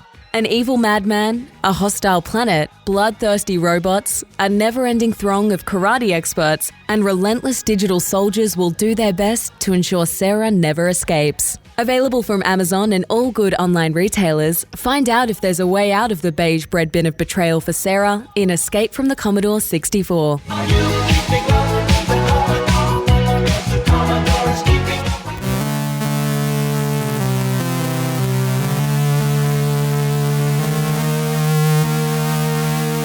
All right, welcome back. Let's crack in then. So we've got TV for April 1987. So what we got going on? What were we watching here in the UK? Well, on the 3rd of April, we were presented with the first airing of Through the Keyhole, which ran from 1987 to 2008. Oh, good quite Lord. Chunky. And then came back 2013, and it's still going. It is somewhere. Is it on Challenge or something? Yeah, or it's on ITV. It's by the new one's Keith Lemon. Is it? Yes, it is. Through the Wow. Keyhole. Through the Keyhole with the Keith Lemon. The original, of course, was Lloyd Grossman. Lloyd Grossman and David Frost. It was, yes. So it was a battle of the weird voices. Hello, good evening, and welcome. What kind of person, horrible, lives in a house like this? David, it's over to you. And they became famous because David Frost, I think he's dead now, isn't he? I think, pretty sure he is. Mm-hmm. Lloyd Grossman is just, he suddenly became famous for tinned and jars of sauces. I think these kind of programs, I hold this program and I hold Homes Under the Hammer as two of the principal responsible things for our stupid housing boom crisis thing. Yeah, it's that, and yeah. Because they made everyone want these big, nice houses, and prices rocketed, and Homes Under the Hammer. Yeah. It's just nightmarish. Well, it's definitely a program of that time and the housing boom in the 80s. Yeah. Because then on the back of shortly, or not long after that, I think maybe actually a bit later than that, you started getting all of the changing rooms type shows, didn't you? And 1001 Things to Do with MDF and stuff like that. Yeah. Go on. Making cupboards, making shelves. They did everything with MDF in that show.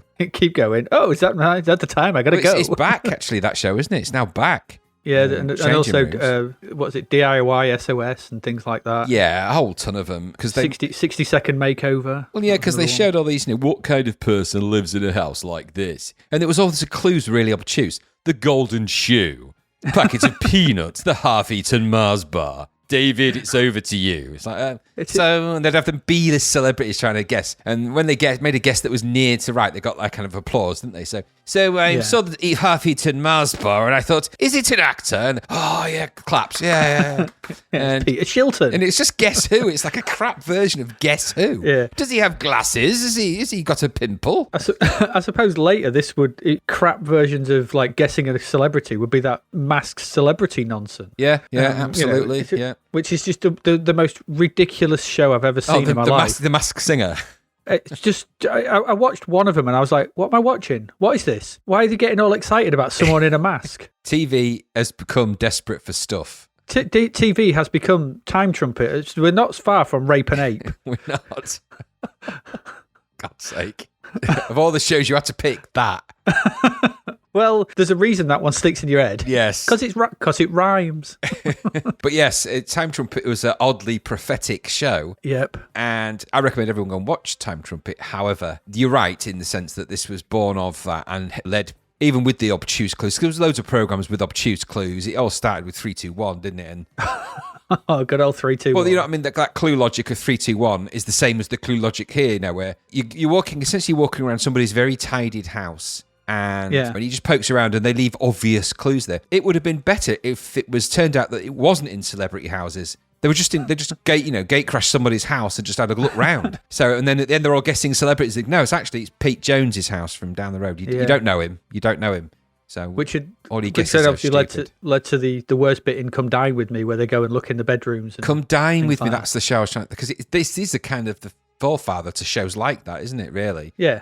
With 4 people cook for each other. Four in a bed and all that kind of thing. And absolutely. Which for if it's not on in your country, wherever you're listening to this, it's just that's not what you think it might be. Do you remember when this they took away the guessing who it was part, didn't they, and invented cribs on MTV? So, and that was I guess. Just looking around rich millionaire basketball or rapper houses going, and this is my house, this is my second or third, is it my third fridge? I don't know, I've lost count of the amount of fridges I've got. No, it's just this opulence of a scale unprecedented. So, oh no, I'm in the fridge room. I have nothing but fridges. I collect fridges. I got to have 600 fridges. I got a small fridge hanging around my neck. What kind of person collects over 600 fridges? I've got a small fridge hanging around my neck on a keyring. It works. It works. You can store stuff in it. They want to be grateful for that through the keyhole that nothing really crazy or bad happened in any of those houses. And if we peel back this wallpaper, there's a wrist poking out. What kind of person lived in a house like this? And it's like they just find bodies in the walls and stuff. We almost go down Bleak Avenue, don't we? But that would have been more interesting. The Nielsen house or the Shipman house or Fred and Rosemary West's house. They've knocked that down now. They've knocked that down now. That patio looks a bit uneven. The uneven block paving. The shovels by the side of the fence. The pungent smell. The blood spatter up the wall. Oh, God, that's bleak. No. We have gone bleak even for us. That is dark, isn't it? That's dark. Who died in a house like this? Through the keyhole. The serial killer edition. through the eyeball. Through the eyeball. Oh, my God. Anyway, if you want a bit of a light-hearted fun, watch the Keith Lemon version. Moving on. 6th of April. This is much lighter. The British series Thomas the Tank Engine and Friends has its first broadcast in Australia on ABC. It does. Now, we have a lot of Australian listeners. Yes, I've decided I've written an Australian version of the way that it would have been read out in Australia. However, I'm not going to embarrass the podcast or us by attempting to read that out in an Australian accent. Luckily, I have found a online speech translator that translates things into Australian. And so I will insert that here. Tomo began the fucking journey from Wallabunga to the Congaluja ravine, making sure he went through the bloody Bungle Bongo Pass. He had 6 fucking carriages, all full of chucks, so he went careful like. Tomo puffed away like a dingo in an orphanage. Luckily he didn't squash any roos, but a croc almost bit his ass off. The Flamingola. Hilarious. Hilarious. That was yeah. good, yes, That's yes. good, yes. I like the end bit particularly. But yeah, no, that's what, maybe it was just like that. It could do.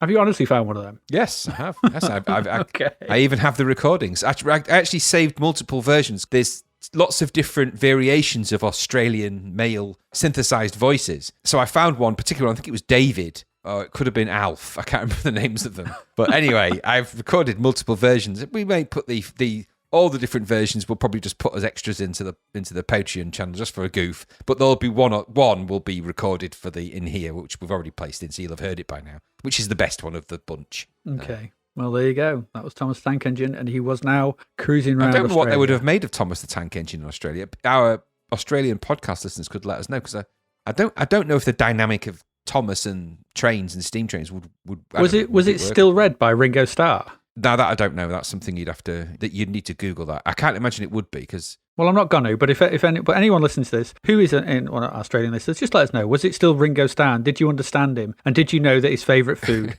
was chips? And what's the point? Why were you watching Thomas the Tank Engine? Because they were about 10, 11 at this time. Yeah, exactly. This is a program aimed at 5-year-olds. Come on, Bob the Builder, come on. True. 20th of April, BBC One aired the British television premiere of War Games, starring Matthew Broderick, Ali Sheedy and Dabney Coleman. Good old War Games. Do you want to play a game? This is one of my founding films, really, because this really... Oh, it's computers. Look what computers can do. Yeah. I remember going to the cinema to see this and just being like, oh, it's amazing. Computers can do anything. I want to go and hack my school and I want to go home sort of thing and change all my grades. Yes, yeah, because he does that right at the start, doesn't he? Yeah, this film was a proper not an eye opener, because obviously it's a lot of nonsense, but it was just one of those films that really spoke to me about, because I loved computers. Yeah, and like, oh, look what they can do. It spoke to the inner nerd massively. Well, it tipped into a world that was borderline unheard of for us, which was the kind of war dialing, phone freaking, having a girlfriend. Yeah, well, that aside, yeah, because of course that he has got one. But no, it's that idea that you can connect computers to other computers via the telephone. Yes. We'd heard of things like CompuNet and things like that, but the idea of war dialing, phone freaking, and stuff like that obviously become that these sort of things relied on at the time, and knowing how that phone exchange system worked and having that thing that you put over the sort of earpiece of your phone and all that fancy stuff that goes on in that film, it was like it was a version of sci-fi that really talked to me at that time. I was really into that world, like you're saying. Mm-hmm. I think the list of games that he starts off with at the beginning goes from chess, checkers, and backgammon and poker to theatre-wide biotoxic and chemical warfare and global thermonuclear war. Just seems like a bit of a jump in game design. It does escalate quickly. Yeah, it's going, let's have a game of poker. Okay. So he's playing Sam Fox strip poker on the old... computer, and then if you like that, do you fancy playing theatre-wide biotoxic and chemical warfare? You bet. Okay, yeah. I'm in. Absolutely. Is it Bioelectric Dreams? Yeah. Oh, no, then. You've had me at biotoxic. Yeah. How does it work? Well, you start off with you'd zoom in on a planet, and then you've got 40 billion locations to choose from. No, thanks. I'm good, thanks. Yeah, I'm all right. It's all right. You go for it. Yeah, you do it. But of course, the talk of that kind of stuff is clearly a little bit of feeding into Skynet, isn't it? And the Terminator type idea. I think there's a little bit of that in there. Yeah. I mean, it's obviously anti-war, anti-nuclear war. It's another example, because what is this, 1984, 85? Yeah, I think when it came out. 83, 84. Yeah, so it's in that period of like fear of the nuclear Armageddon. Oh, completely, yeah. And let's not forget, I mean, John Badham's a good director. This is a really good film. That end sequence where it plays out the various scenarios is scary it's still one of my favourite movie sequences. It's brilliant the way it's done. The editing, the lighting, the flickering, the speed at which it all starts kicking off and everything. It's just brilliantly done. I'm still a big fan of War Games. I really like it. I think it stood the test of time quite well. Do you like it? Are you a fan? Yeah, I've always liked it. Yeah, it's funny enough. It's one I meant to rewatch for the podcast because I haven't seen it in quite a while. I just didn't get to it. So it's on my list of rewatches. So. I do intend to watch it again. I remember it being quite interesting. So yeah, it's a really good film. 24th of April, the Channel 4 music series The Tube is shown for the final time. So there you go. That's done. The Tube is down the tubes. Was you a fan of The Tube? Did you like The Tube? I think I was too young to really sort of appreciate when it was around. I think I kind of watched them, but it was always a bit bands that I didn't really weren't really aware of until later. So I think it didn't really speak to me really. So it had that kind were you? No, and I think for the same reasons. I think it just didn't connect with me. I think I was just wrong. I think if I'd have been 4 years older, yes, I might have been on it. Not on it, actually, just watched it. With no reason why I would appear on the tube for any reason at that age. You might have done. You might have been in a band if you're 4 years older. But I don't even play the banjo. It would have been a disaster. When I'm cleaning windows. It's not the banjo. that's the ukulele. That's a ukulele. No one ever is going to go on the tube impersonating George. I was going to say, not George Foreman, is it? It's George Foreman. No, it's not George Foreman. Formby. Formby. It should be George Foreman. When I'm grilling beefsteaks. Well, the George Formby grill would be good. George Foreman grill, yeah. When you lift it up, it's like ding, ding, ding, ding, ding, ding, ding. Oh, that's good. I don't think it's done quite yet. Hey. Oh, missus. It's turned out nice again. That's when you take your steak out, it's cooked perfully. That's what it does. That's how you know. I say it, yeah. You just get that sample every time before you smash it against the wall. This was the stupidest idea ever.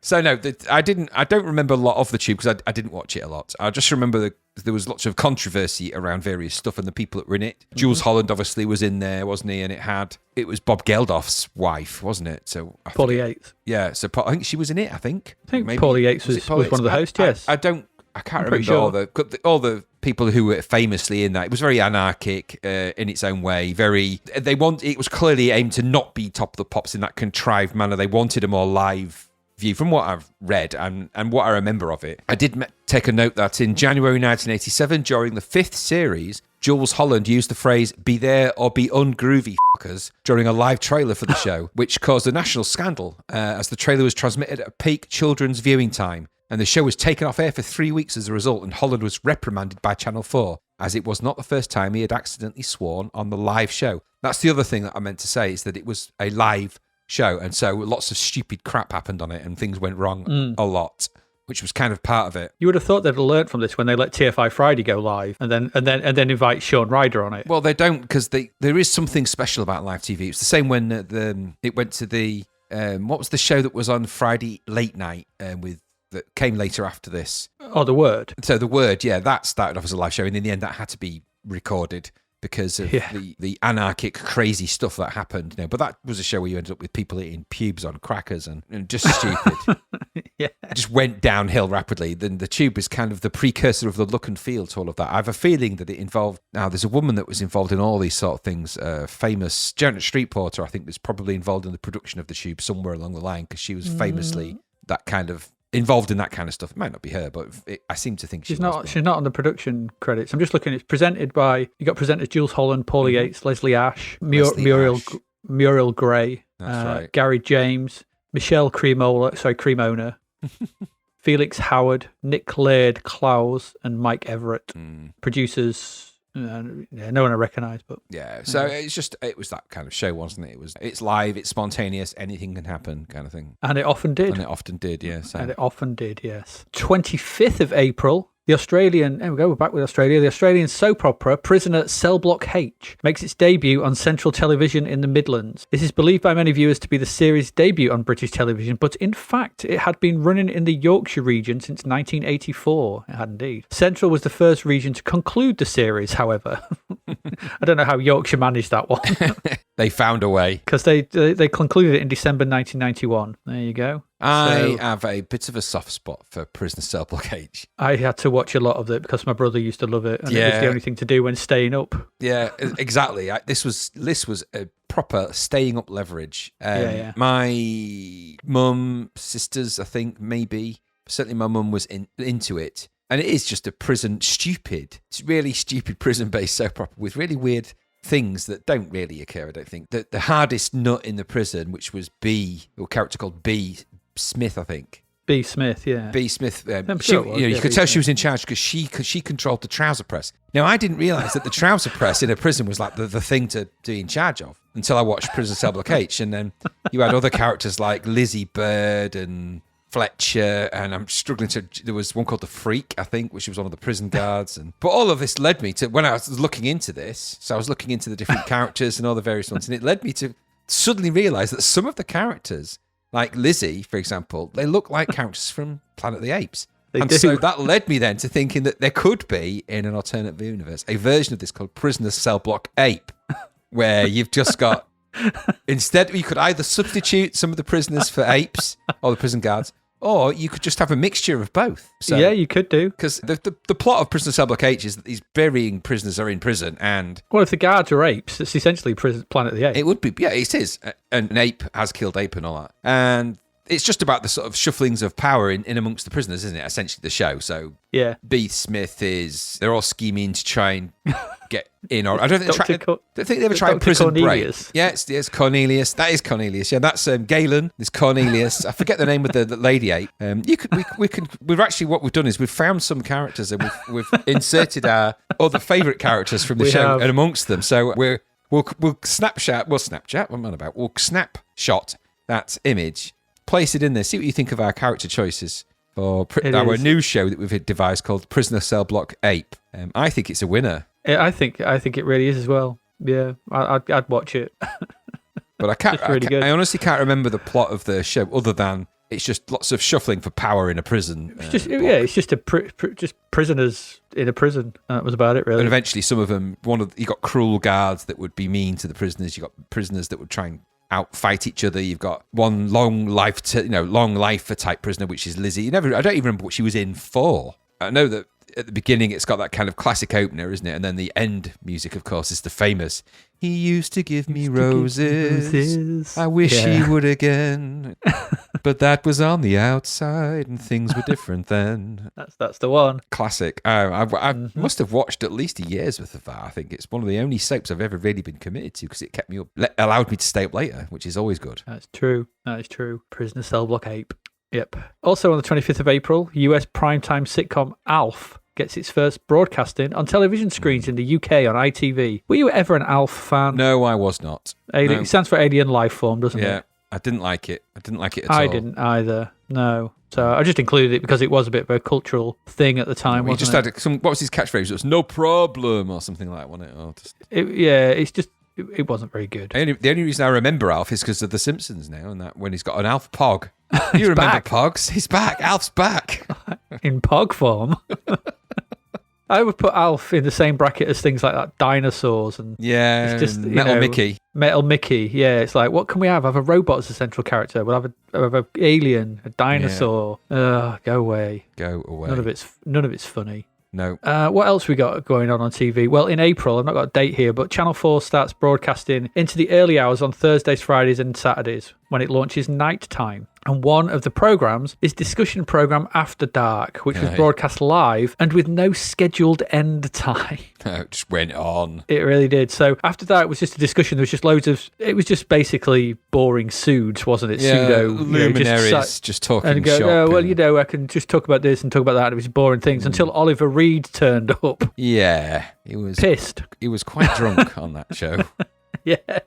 Yes. So if you ever want to see what After Dark was like, you watch the boring episodes or just watch the Oliver Reed. We'll see if we can find a YouTube clip of it. I'm sure there's one around. Oh, there is. I watched the YouTube clip where he blatantly insults this woman to her face, like a really hardcore feminist, and just like, Oliver Reed is not the person you really need in that discussion. It really is not. So we may include a link to that in the show notes. Absolutely. I think it may be. Do you know, some of the viewing figures for that show went to single figures. It's a true fact. Because no one's up at 3:00 to watch that. Can you imagine it? So how did the viewing figures go this week? Well, we got 3. That's less than the people that were in it. What, 3,000? 3 million? No, 3. Just 3. Just 3 people. 3 people, but we think one of them may have been a dog. We're not sure.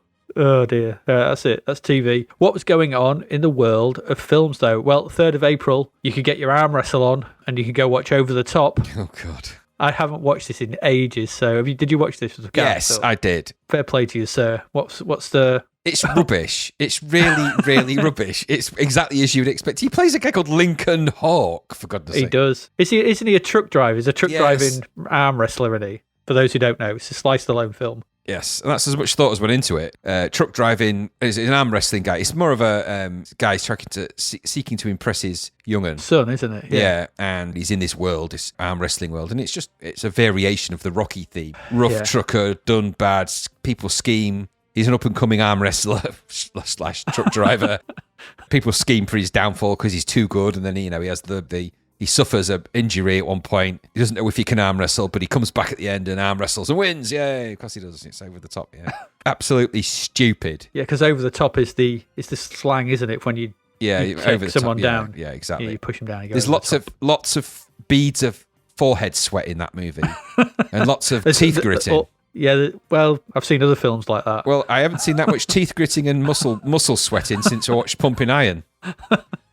So, oh dear, good old. I can't remember who plays out any of the characters. It's totally forgettable stuff as well. It is like. To be fair, until I saw it come up, I'd completely forgotten about this of his 80s films. Totally forgotten about. I remember Stopping My Mom Will Shoot more than I remember this. God. Yeah, okay. Well, I do. At least I can remember that one. This has just completely passed me by. Yeah. What else in this bleak Stallone period? Week later, 10th of April, you could go home on the Enterprise, go watch Star Trek IV, The Voyage Home. Yeah, The Quest for Whales. This film's stupid. Yeah, and it doesn't involve, to be fair, the Enterprise isn't in it. It's got, they're in a Klingon cruiser in that one. Oh, they are, aren't they? Yeah, because the Enterprise got blown up in the third one. I thought they get it back at the end, don't they? Oh, who cares? It's 30 odd years ago. Don't they get the Enterprise back at the very end? They've luckily in the short space of time between them travelling back in time and the Earth nearly being destroyed by a giant log with a ball under it that talks whale. Luckily, in that space of time, they still managed to construct an intergalactic spaceship. Now, never mind all the damage that caused when it boiled half the oceans dry and the tidal waves and everything else. It doesn't matter about that so much. How much marijuana were they on when they came up with this? A significant amount. How much? Well, I'll tell you what. So what are we doing for the new Star Trek film? We're going to have to fight the Klingons? No, wait. I got this great idea. They go back in time to save the whales, man. Because there's no more whales. Man. Why would they do that? Because there's a giant log in space. As soon as the executive that was in that meeting, as soon as somebody said the words space log, they should have gone, right, stop right there. Why is it a log? Why is there a flying log that speaks whale in space? Why? And I suppose in the world of Star Trek, it doesn't matter. It's just a thing. Because the whales are part of the harmony of the world, man, and we kill them all off. And if they kill them all off, it breaks the natural order. No, it's a very specific kind of whale. It doesn't speak killer whale. It's humpback. Yeah. So all the other whales are like, for fuck's sake. Yeah. What made the humpback so special? We're here. Talk to us. No, not talking to you. You don't speak That's dolphins. It's all the same mammal, mammalian. Whales are more. No, so that's humpback whales, but killer whales all go hee hee. Oi. While they're eating you. I'm eating you. I'm eating you. So there's a lot of problems with Voyage Home, the least of which is that it's some kind of bizarre half-assed comedy. Yeah. It's because I think what they wanted was something that would detract from the ridiculous seriousness of the third one, The Search for Spock, which is really, it's one of the darkest and bleakest Star Trek movies. His son gets stabbed.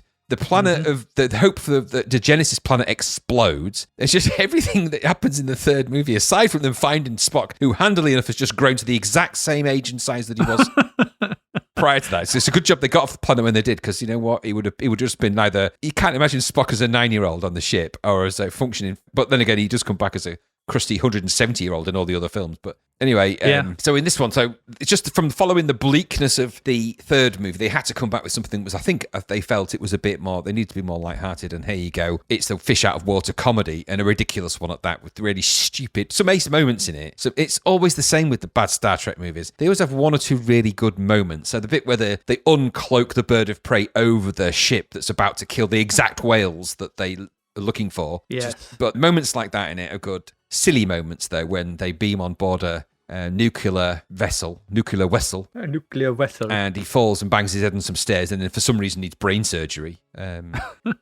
Just stupid. The film is stupid, and they're also wandering around San Francisco in those clothes. They're wandering around talking, and it's just the fish out of water bits. They're the bits that are meant to be funny. It's directed by Leonard Nimoy, that one. It is, and it's just. And I think, do you know what really doesn't help with it? It's got the worst soundtrack of any of the Star Trek movies. I mean, it's horrible. It's Maurice Jarre. It's just horrible, the soundtrack. It's really horrid. It's not anything that you'd recognise as Star Trek in any possible way, shape or form, and I don't get why they did that. Yep. Not my favourites. I like it, but it's not my favourite one of the Star Trek. No, it's not. 10th of April, again, same day. More sci-fi. Flight of the Navigator, from that guy that made Grease and the Blue Lagoon. Yeah, that's the guy. I can't remember Who's his name. who's that guy? You'd have to look him up. I can't remember, but that's the guy. Okay, well, let's have a look. I can tell you who it is. You bear with me one moment. It's an caller. interesting film, Flight of the Navigator, in all sorts of ways. Randall Kleiser. Randall Kleiser. Just because of some of the things that are in it that make it really unique. It's got early CGI in it. It's got some really, really clever effects in it. There's actually a really good YouTuber, but a really good YouTube guy who does breakdowns of things of the special effects. Now, it's different to the Corridor Crew, which is another YouTube channel, which is really good. But there's this one particular guy, and I'll post a link to his YouTube in the show notes, who does an incredibly detailed breakdown, shot-by-shot breakdown of some of the really clever effects that are in Flight Navigator, because it's lost. Some of it's lost when you watch the film. You don't realize how difficult some of those shots are and were to fully put together in that film. It's because it's belies most of it with lots of guff. So the actual flight of the Navigator is kind of almost an afterthought in that film. But I like it. Do you like the film Flight Navigator? When was the last time you watched it? Many, many years ago. It's all right. It's not what I really have any desire to go back to. It's okay. Well, the one thing I like about that film, I mean, aside from some of the creatures and the voice of the Navigator. I just remember floaty steps, bubbly steps. Yeah, that's what I mean. There's some lots of big scale models and clever stuff in and around how they did the spaceship and how they made it sort of look like it was taking off, because they had a giant crane that lifted it up to do some of that. It's not, some of it is actual proper old fashioned mechanical physical effects. But the part I like about that is that when the kid disappears in the film and he comes back years later and he's the same, everyone's moved on in time, which is kind of what later Interstellar does.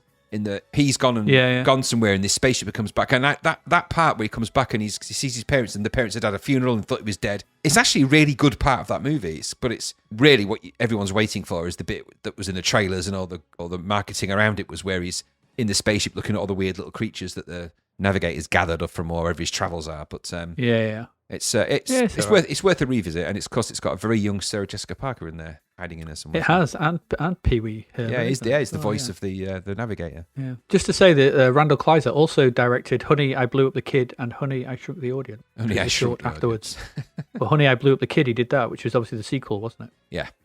A couple of weeks later, 21st of April, The Gate came out. So this is one of those mid-80s horror films, sort of not horror-y, not comedy horror, but sort of a bit more lighthearted, in the vein of things like House, Critters, and those kind of things. Yeah. So I'd put that in there. I seem to remember this being okay. It is what it is. It's very fundamentally, thoroughly in that bracket of horror from the mid to late 80s. Yeah.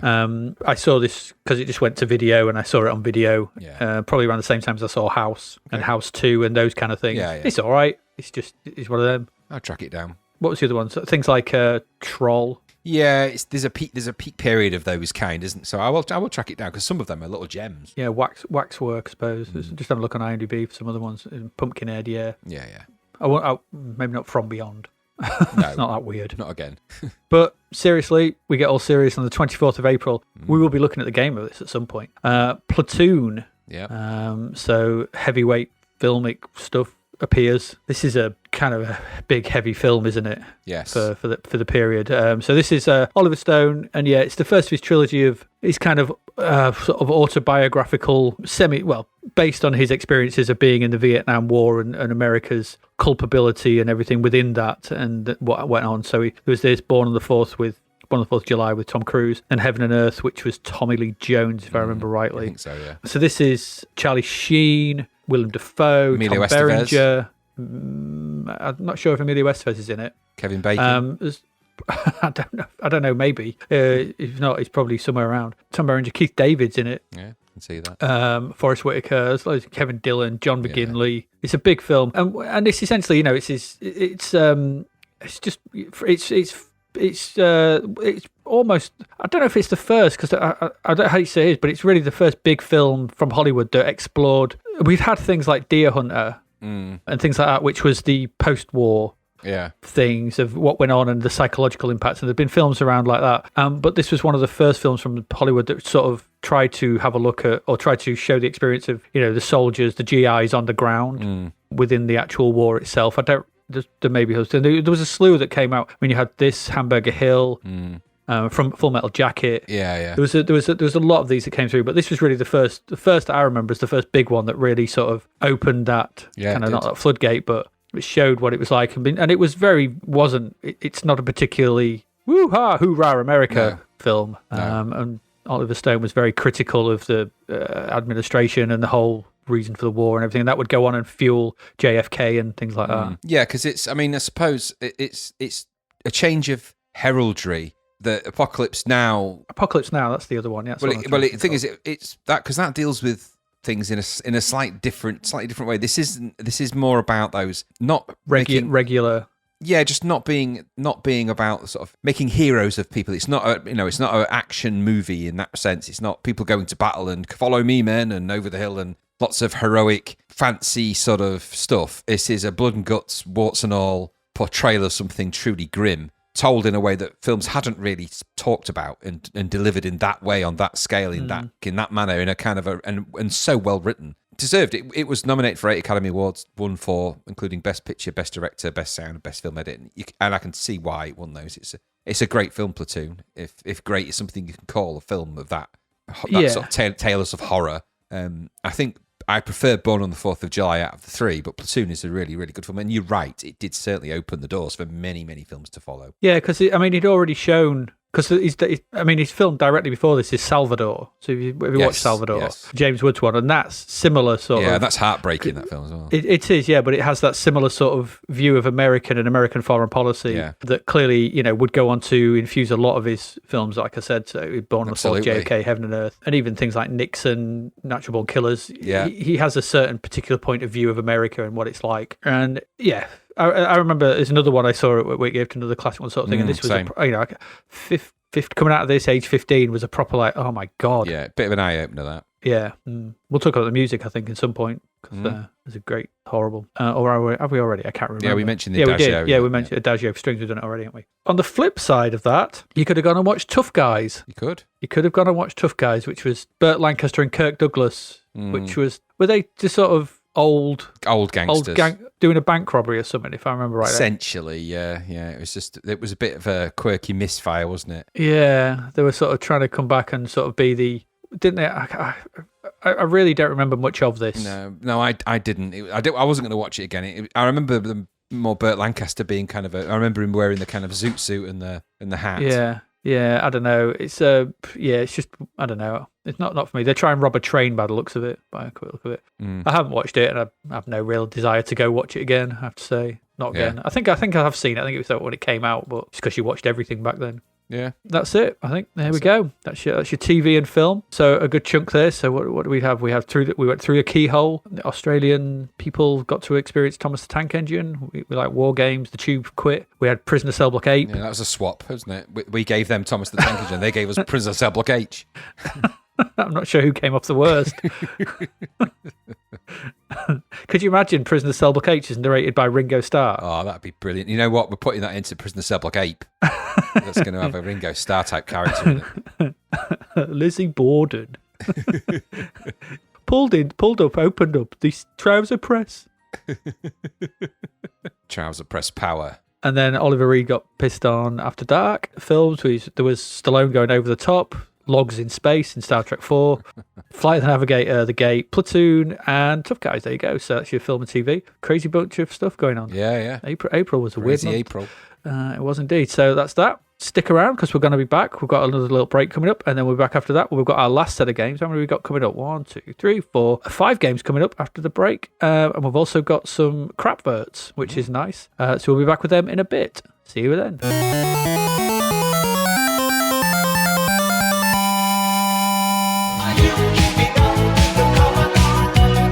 The novel Escape from the Commodore 64 by David Hearn is out now. Crash landing on a green planet full of vector graphics, can Sarah find a way to escape for real? Or is she stranded on a planet full of sun, sea, and chippy tea forever?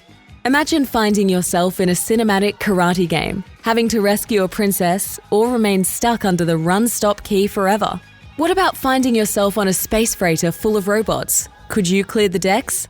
If you were transported back to a Wild West town, having to round up outlaws, could you survive until sunset? What if you were a wizard with a cat who must colour worlds? Could you beat the game, or would a virtual guitar solo announce your demise? Sarah might just be another visitor, but she doesn't want to stay a while, never mind forever. Available from Amazon and all good online retailers, discover if there's a way out in Escape from the Commodore 64. Visit davidhearnwriter.com to find out more. Are you keeping up with the Commodore? Yes, the Commodore is keeping up with you.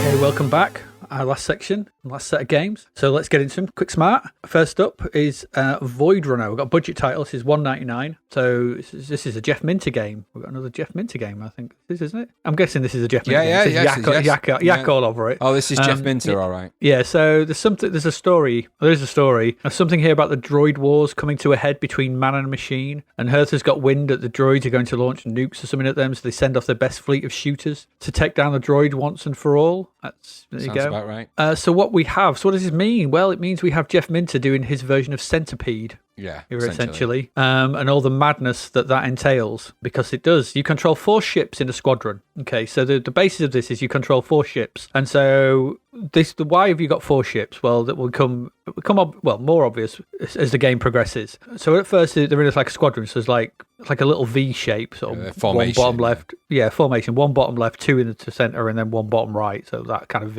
sort of arc, and everything's firing up. So aliens come down. They're like those in Centipede. They appear from the top, and you have to shoot everything. If you shoot some of them, they turn into barriers. So then the ones coming after them turn round and head back. And Centipede logic. Mm-hmm. You know Centipede. Everyone knows Centipede. It's doing that. You have to shoot everything that moves, essentially. If one of your little 4 ships get hit, you lose a life. So it's basic arcade. Mm-hmm. Simple, there's nothing massively clever about this. Moving up and down the screen is I can only describe as a raster bar. Yep. It moves just constantly up and down the screen all the times, and you don't know why, but sometimes it just drops a line, and contact with this line will kill you. I don't know why, it's just there. Once on the second level, it reverses, so we're instantly into weirdness sort of thing, because now he's shooting downwards, and that sounds simple, but hard to get your head around that. Yeah. Suddenly working from top to bottom. It's just okay, that's weird. Get to the third level, and then your ships then form like a compass. So top, bottom, left, right, firing in the 4 directions. And aliens coming in from the right, left, bottom, and top. So you're firing all over the place. You can move all around the screen as well, like you can in Centipede. So you're not like tied to the bottom. You can just move all over the shop. And you move very fast, and everything moves very fast. So that was as far as I got, I have to say, the third level. It gets very fast. It's very hard. It's very Jeff Minter. The screen looks like a badly tuned in TV. It's the best way I can describe this, because it's like got static and character effects filling the screen. It's just a wall of visual noise. Yep. And it just filling it constantly from the moment it loads. And at time, it's kind of some kind of weird emulation of an Atari 2600 game. Yeah. In the way that it looks and the way that it feels, it's really odd. But it's what they've done is it's got this Atari 2600 game, but it's got with the power of the C64 behind it. So it's kind of this weird. It's all, this is like a retro game. A retro game of a retro game. It's like us playing a retro game that's doing a retro game. It's a weird thing. It's fast, it's frenetic, but really at its heart, it's Centipede. And so your mileage from this, I put, will really depend on 2 things: how much you like Centipede and how much you like Jeff Minter's when he does his over-the-top visual noise stylings. Because it's one of those 2 things. If for £2, there's a good shooter here. It's good value, I guess, because it's fast, it's frenetic, and it has that typical Minter polish, shall we say, even though it doesn't look amazing, it's got it where it counts. It plays spectacularally fluidly, shall we say, because it's really fast. There's no slowdown here whatsoever. It's just let's go. Problem is, if you don't get on with either of those things, if you don't like Centipede very much, or you don't get on with Jeff Minter's stuff, you're not going to get on with this. No. And because it's Minter on acid in retro trousers, it's crazy. It was you've put. I'll let you describe what picture you've put, sort of thing. But you were messaging me before I played this, telling me to before I started this, get some headache pills. Yeah. Some paracetamol or something, and you weren't wrong. Yeah. This is a visual assault on the senses. And there's not a lot like this. This is such an out there sort of release that it's hard to kind of sort of rate it really, because I don't know. Zapped gave it 85%. I completely see why, because it's unlike a lot of things, and again it's a weird thing, because I found them going on about how original this felt and how amazing and how fast and thing, and I was like, you're thinking, hang on a minute, you've spent 2 games slagging off Breakout in the same issue, and essentially this is Centipede. Yeah. Let's not, but they don't mention the word centipede in the entire review. But as soon as I started playing this, I thought, this is centipede. Yeah. Or millipede, whatever, the late one. But that's what I thought. So if you like those things, you'll probably get on with this. If you like fast single-screen blasters, small character graphics and visual static and centipede, you'll probably like this. If not, steer clear because it will give you a headache. Yes. I'm guessing you got a headache from it. Yeah, I think at the time paracetamols were expensive, and so you would have needed some paracetamols, I think. Now, of course, because of the way that things changed over time, they're now about 28p a box, so you're probably better off. Yeah. It's classic Jeff Minter, this. As soon as you load it up, there's no mistaking who is behind this, right from the stroboscopic crazy that pervades the whole thing. It's just, I find that it's all very good graphic color window dressing to something that is essentially Centipede. And I'm looking for a bit more out of Jeff Minter games at this point. We've already had Iridice Alpha, which is had a little bit more behind it, a little bit more breadth of design. So this feels like literally a retrograde step, and it's just, and don't get me wrong, part of the idea of it is quite good, the way that the ships have different formations and the way that they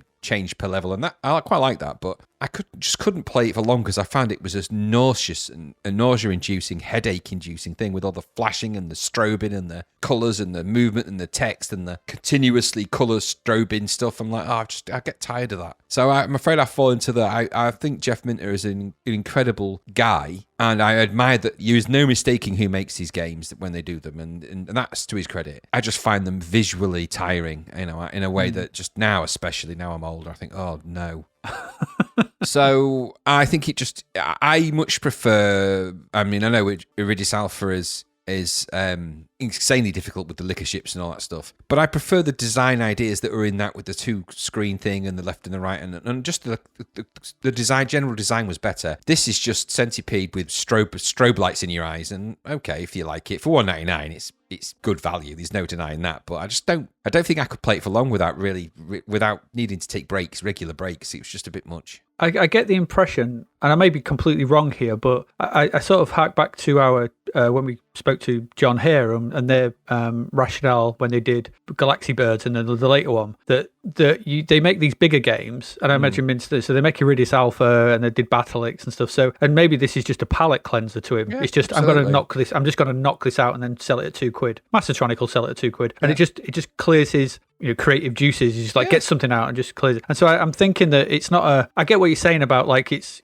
looking at thingy, but he just takes an arcade game and just puts them into spin on it and doesn't really think too much more about it. I may be completely wrong, but that's the feeling I got from this. $1.99. So this budget price, it's perfectly good at $1.99. There's nothing wrong with that. Yeah, it's perfect pocket money game. You're not going to hate it, and you're gonna, and it's going to keep you occupied for a while. And headache or not, there's things to like about it, and its presentation might be wild, but its presentation is what it is. Yeah. You go into that game knowing full well what you're going to get, and you get it. It delivers, and I think that's why it gets the score. I think. Well, I would say that if you started playing this if you played this on a Sunday afternoon, and you played it for too long, before you knew it, you sort of think you'd be waking up Monday morning wondering where the evening went because you'd have gone into some stroboscopic trance. Well, that's why I posted that image from 2001 of Bowman going through the Infinite and Beyond, or whatever it's called, because that's how I felt when I was playing it. I was just like, my eyes started blinking loads more than they should, and I'm like, oh. So I thought, I've got to turn this off. I was just slow. I found everything was in slow motion for about a day afterwards. I'm like, what's going on? Because my eyes had been flutter bombed. That hummingbird is really slow. Yeah. I can see its wings beating. How many cups of coffee have I had? Felt like that moment in Futurama when Fry had the 201st cup of coffee or whatever it is. I felt like that. Bing. Yeah. Yep. Yeah. It is a attack on the senses, this game, but for £2, yeah, it's worth it. Yeah, it's worth £2. It is. I go. Let's move swiftly on.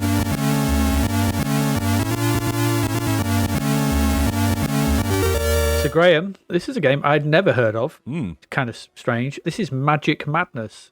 So do you want to tell us about this? Just before you do, though, I did grab the two. This has obviously been this was obviously re-released at a budget title. I put these in the agenda. I'll put these two shots out. I saw the two images. One of those is not representative of the game, I'd say. Yeah, I don't think either of them are really. Maybe the Magic Madness on the left, the one with TS software written on it, that's more akin to it. The one on the right looks more like some kind of Arabian Nights slash weird, Thundercats. I think they've definitely borrowed a little bit of Mumra logic for the way he's looking there, but yeah, I'll probably post this on Twitter somewhere, and you make your own decision, but it's a bit of a weird one. Anyway, go on then. Tell us all about Magic So Madness. This is from Marcolo Softwares, and the developer is Jean-Francois de Wergifos.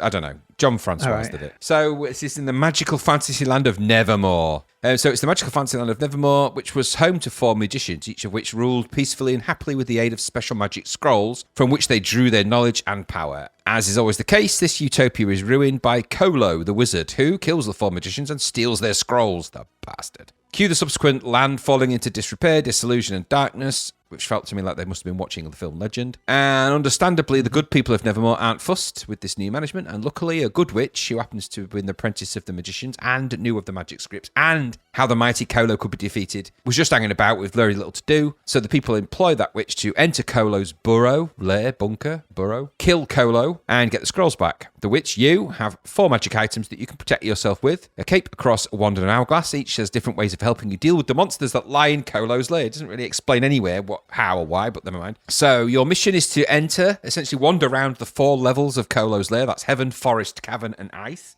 which are in this game presented by the left and right scrolling corridors, or scrolling environments, corridors. Mm-hmm. Looking for scrolls and dealing with the monsters that are lurking within. There are the usual chests lying around containing items which you can use to help you, which include things like magical weapons, bonus points, and even a balloon, which you can use to float back up to the levels, because in this game you can go up and down the levels by falling down holes, jumping back up again. You can go all the way to the top or the bottom and just, move your way around the different levels, if you like. And you're actually looking for the scrolls, and you end up finding the guardian anteaters that have them. Weird. The 8 different weapons that you can choose from are on your display when you have them. So you've got shooting, which is the magic wand. You've got a cutter, which is like a knife, time stop, shield, fire, guard, chasm, which is a magic rod, and quick, which is a speed potion. So pressing the space bar helps you select the weapons, which when you've got them, which you can use to kill different things. And the scrolls, I say, are guarded by anteaters.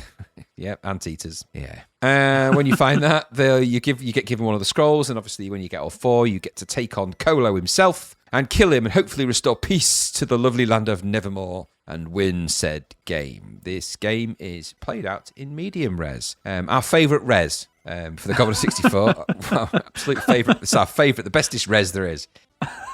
Some badly drawn sprites that kind of look like what they're meant to be. So it kind of looks like a witch, and they kind of look like monsters, but they're kind of bloody bitty wideness. They essentially walk around the corridors, and you've got to either avoid or kill the enemies, collect the stuff out the chest, jump, drop. The UI at the top line is your score, the high score, and then there's 2-player score. I didn't quite get how 2-player would work, I don't know anyway. And then you've got the 8 items you can cycle through at the bottom there, and the timer for which you need to keep an eye on, and a mini-map thing, which made no sense whatsoever. I think that's what it was, which was below that in a tiny little window. And then you've got the play area where you can jump, if you're in the top corridor, directly into the UI space, which felt a bit odd. So yeah, it is weird, but a lot of this game is. Yeah. So I don't know if I like that much, but you sort of mooch around the game and do that. I thought the game was okay. I guess if you like this kind of arcade adventure exploring, it's got some half-decent sounds in it, and it plays okay. It reminded me a little bit of Shogun in a way. I don't quite know why. There was a Shogun-y vibe about it. Not in the game way, but the kind of look. It's not amazing, this game. No one's ever saying it's going to be amazing, but it's got a few little nice ideas. It's got a very complete story. It's not over egging the pudding so much. So you haven't got a 60-page manual to go with it and all the rest of it, and a keyboard overlaying. So it's not amazing, but it's got some nice ideas and features and little touches that I liked. I liked the fact that, like, the little way you enter your name on the high score screen, he goes into like a little ice world thing, and I quite like little touches like that in games. Yeah. The version I had no music,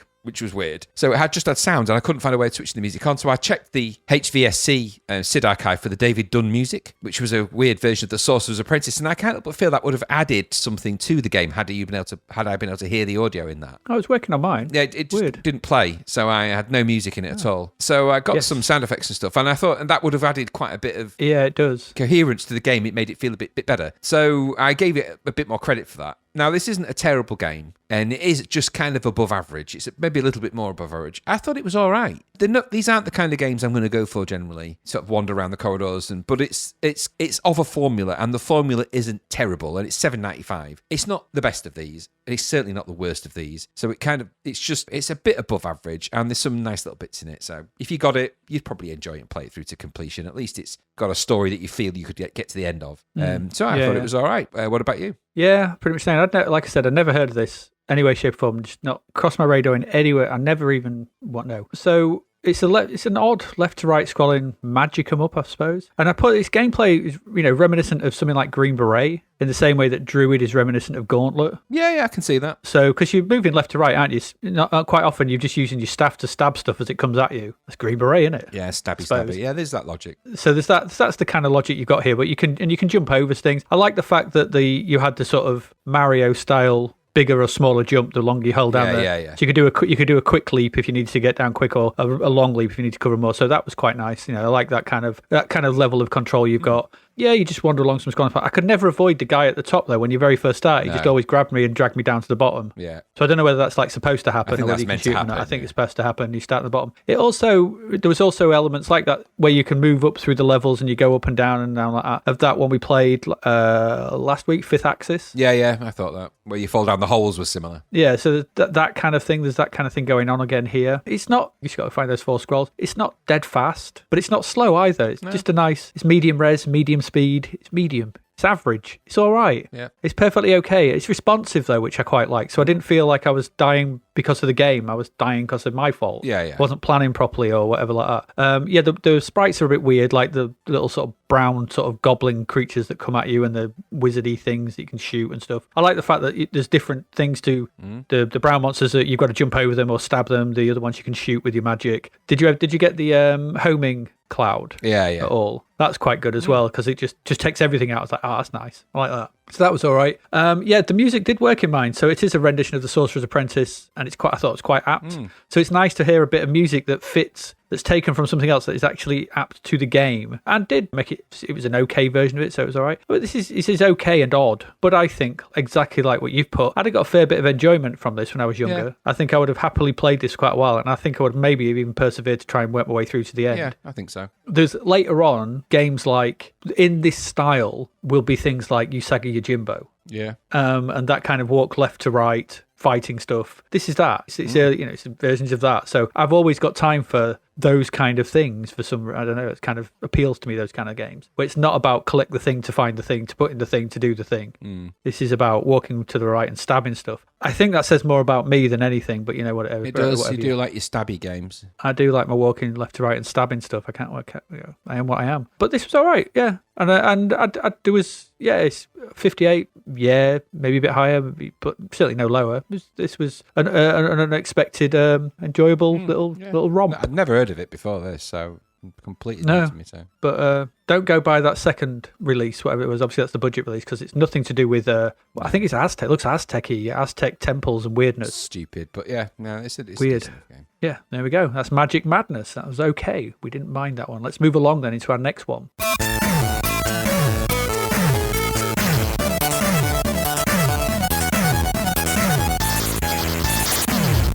So what's up next? We've got another arcade conversion. It's another Data East US Gold thing. But this one is Express Raider. So Express Raider was an arcade game. So this has been converted by US Gold. And it was developed by, and I'm going to try and pronounce these names. Okay. But I apologize. So this was developed by Zoltan Kanajai, Zoltan Shigler, Istvan Ratkai, and Ferenc Frank. Okay. With graphics by Melinda Legradi and sound by Istvan Totji. Okay. I think I don't want to, maybe Turkish. I don't know. I don't know. But no idea. The names sound like somewhere. Anyway, I've never heard of them, and I can't find anything else they did. So there you go. So this is just a one-off. So they've developed this, and this is this arcade game it's a multi-part arcade game, and essentially you are a train robber. So you want to rob the train of its gold. So the game starts, and it's a weird structure to this game because the game starts with you you start at the sort of the engine of the train, and so you've got to beat up the driver, and so there's a little sort of beat 'em up mode. So he moves there. It's okay. You can jump, kick, low punch and everything. It's a scrapper. So once you beat him up, you then get the train starts to pull away. While it does that, you get attacked by cougars, which you can punch for bonus points. Yeah. So do the low punch for them. Once the train basically gets you to you stand still, the train goes past. Once the train is at the end, so you're level with the end of the train, you jump up onto the roof of the train. So at this point, it becomes the main meat of the game. And the main meat of the game is you basically got to work your way along the roofs of the train. Each roof of the train has a particular type of a different opponent on it. So some of them are just plain beat 'em up, so you just have to beat them up. Same as him, but you've got a timer on each one. If you take too long, a bomb appears and blows up the carriage, basically blows up the link between the carriages, and you lose a life.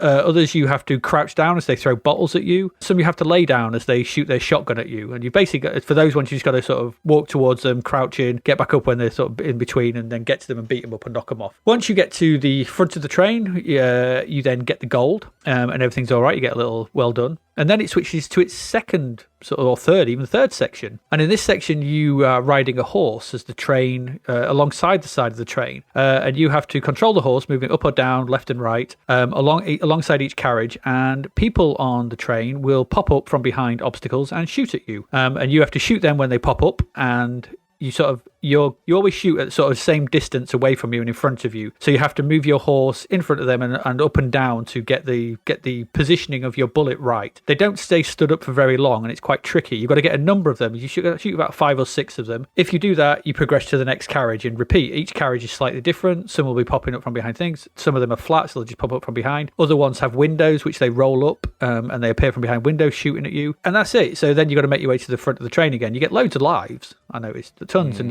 and nicely as well, when you do run out of lives, you start at the same point again, so it's quite nice. It's very arcadey, it's fast, and I thought this was I looked at the arcade version. Obviously that's got much nicer graphics. The graphics on this are okay, but I thought it was a pretty decent conversion of it. Of the arcade original. Everything that I could see in the arcade is here pretty much. The graphics, like I said, have taken a bit of a hit, but they're still pretty decent. The scrolling backgrounds are good. The speed at which it all runs is fast. The music's nothing special, but the gameplay of the arcade is recreated faithfully. It's all here. I had this completely confused with something else because I was dreading coming to play this, and I don't know what the other game is. There's some other Western game on a train. I don't know what it was, but it wasn't this. And so I was pleasantly surprised when I played this because it all worked pretty well. In the second section, controlling the horse and shooting the people is pretty tricky. It's quite hard at that section, but enjoyable. And there's little nice touches like you can shoot the bullets out of the air. If you manage to shoot them, so that's quite good. But I did find that the collision detection when you shot them was not always spot on. And I'm sure I shot them. It could have been a little bit better.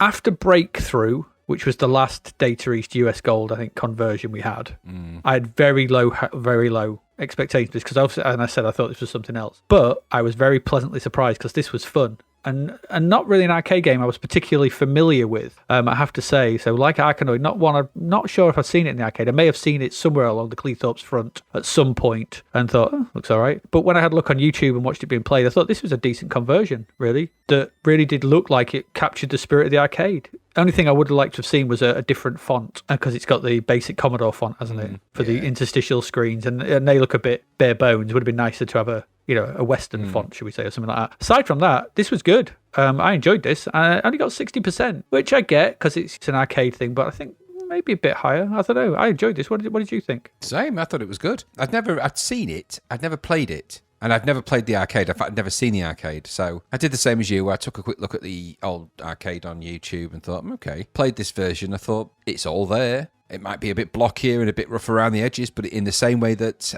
Kung Fu Master was all there, it's all there. Yeah. There's a lot to like. I like the fighting. I like the whole thing. The graphics were blocky, but they ran fast enough. It kept the arcade pace. It's quite good sounds. The game logic was fine. You get plenty of lives. I think the only real downer to this is that there's only 8 levels, and I don't know how long it's going to take you to do them, because eventually you're going to do them. I got quite a way into the game, and I was coming at this from never playing it. So longevity might be an issue, but it's it's fun. For a tenner is a bit much in it. Yeah, and I think that was their main bugbear, wasn't it? That this was £10 and it's a lot to ask for something. Now, this had been $1.99. Not that it was ever going to be, but if this was $1.99, this would have been an outright brilliant game for $1.99 or even $2.99. I liked it. I thought I actually liked the energy and the fun of it. It felt like a fun game. So many of these other games we've played, not of this type, but other games have just gone really serious. They've really serious stories, and they've really laid in all of the various sci-fi nonsense to some of them, and they're just a bit heavy. The previous 2 games, this one and the Magic Madness. The Magic Madness has got a bit more of a complicated story, but no more complicated than it needs to be. This one, you're a train robber, you got to rob the train, and you got to run across the top and beat people up and avoid bullets and do that stuff and ride a horse. What's not to like about that? Done this way, perfectly fine. And I thought some of the horseback train sequence was really, really good. Because it really does feel like you're chasing after this train and shooting at the stuff.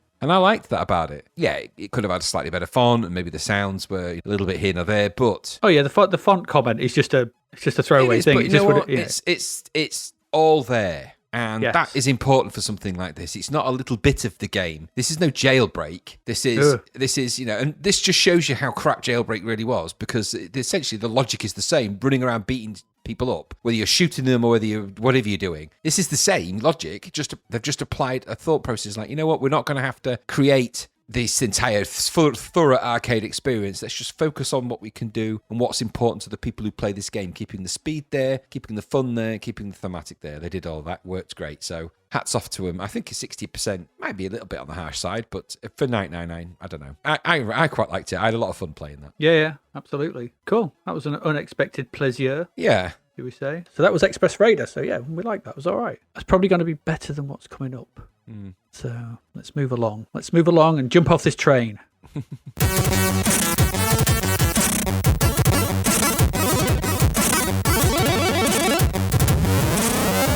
Let's jump into a very fast-moving, piece of crockery. So Graham, tell us all about HyperBowl.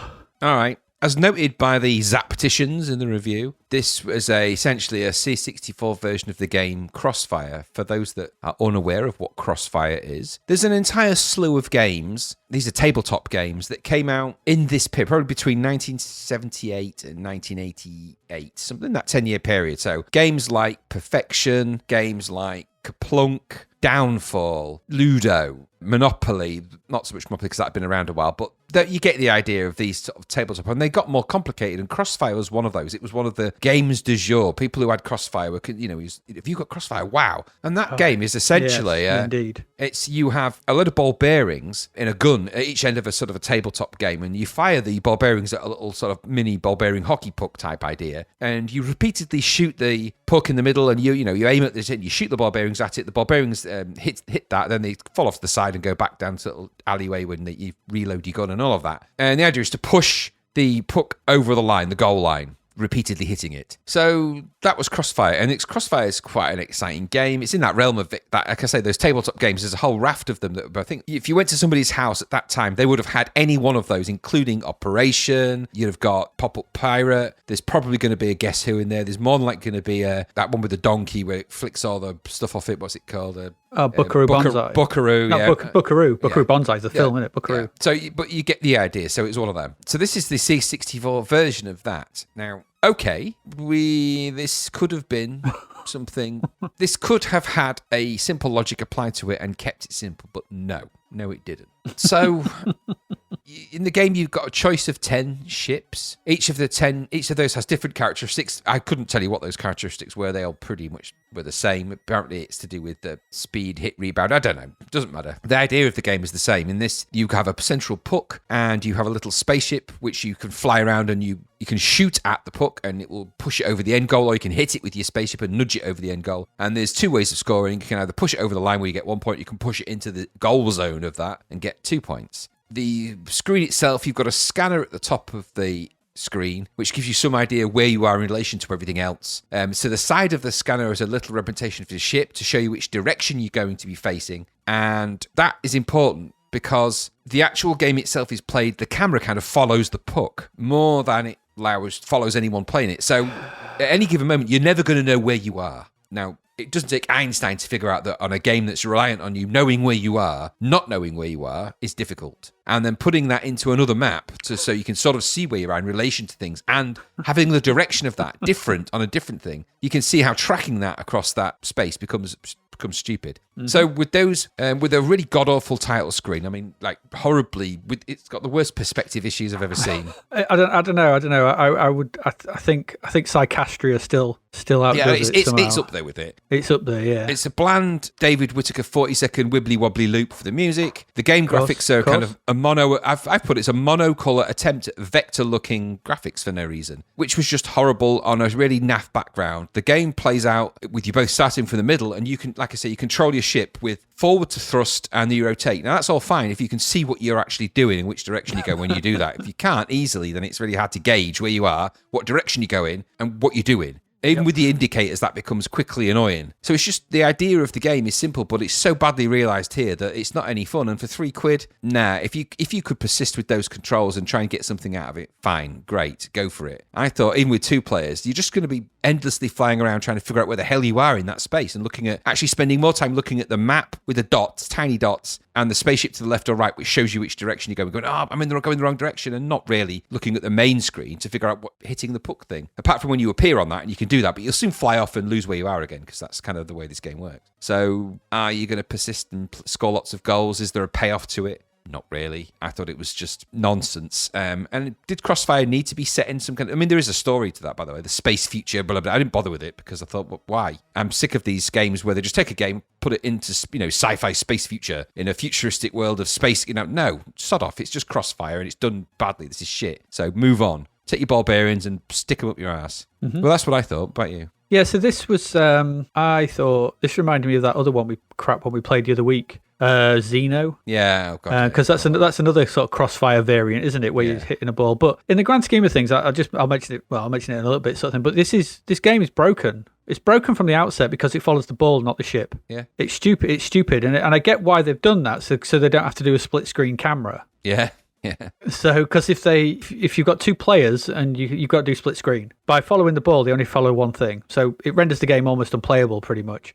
So you basically playing the game on the small map at the top and trying to, and then you correlating that with the rotation of the graphic next to it, which it just so you have to work out. No, it's just awful. It's just you're going from the rotation to the front. You don't really have it. You've got no real feel for your speed or anything. So generally, what happens is you work out where the direction is. You start pushing forward, and then what happens is just your ship blurs across the screen, and you're having to turn around and blur back again. It's just a mess and disappearing again. So the impact on the ball from your shots when you do manage to do something is so minimal. Yeah, it's just no payoff. or the puck, whatever. It's you just do nothing. And for me, if take a step back from this, you have a thing that you hit with. If you take the bullets out of it, you have a thing that you smack in a vehicle, a ball into a goal at the other end. You've essentially got Rocket League. Yeah. Here, so this is an early version of Rocket League, but it's broken. So we draw these parallels sometimes between these old games and modern games, and essentially this is an early version of, if you take that shooting out and not the Crossfire nonsense, but you just have smack into the ball and how fast you're going hits it in real time. You'd have had if you split screen this, you could have a decent little game here because you've essentially got top down Rocket League. Yeah, and so but it's broken because they haven't done that. No. The design decisions they could have made are down, right alley. What they've done is they've just taken a detour off down to wrong street, and that's led them into pain and terror, and made us play this 30 odd years later and weep at the thing that could have been, because it's just rubbish. If you can't code split screen for 2 players, just make it a single player game. Yeah, if that's beyond you, then just make it a single player game where you follow you. Yeah. You don't need to know where the other enemy. That can be on the radar. Follow you and the ball, or do better. Learn to code split screen. For God's sake. Yeah. Follow the right thing, for damn you, God's sake. Ball Blazer was a year and a half ago. Yeah, and still the best version of this kind of thing. It is, yeah, exactly. And if you can't do this with simple top-down stuff and it's just 2 cameras, then don't bother. No. Because this is, even for $2.99, shouldn't have got, it's $2.99, it got 54% because it's £3. But it shouldn't have got that because it's fundamentally, at its heart, broken. What really baffled me with this is that if you were designing this, I mean, you could do it on one screen because it's only 3 sprites. So it doesn't need to be this complex arrangement of screens. You could just have one smaller screen. I mean, or if you do it slightly bigger. I mean, games like Speedball and stuff manage it perfectly well later down the line, and other games. So yeah, just don't follow the stupid puck around. And because they did that stupid decision, it meant they had to compensate with really bizarre radar. And that's radar, and a compass is not a solution to that problem. No, radar and a rotating sprite don't work. You're looking at 3 things. Yes, it's like, because essentially what you end up doing is that all that screen real estate taken up by the puck and the playfield is just rendered meaningless. Yeah, meaningless because you never look at it. No, you're just looking at the little bit on the top. Yep, bad. Yeah. Bad. I didn't like HyperBowl. Nope. Never heard of it before and never want to hear of it again. Nope. Let's move along to our last game.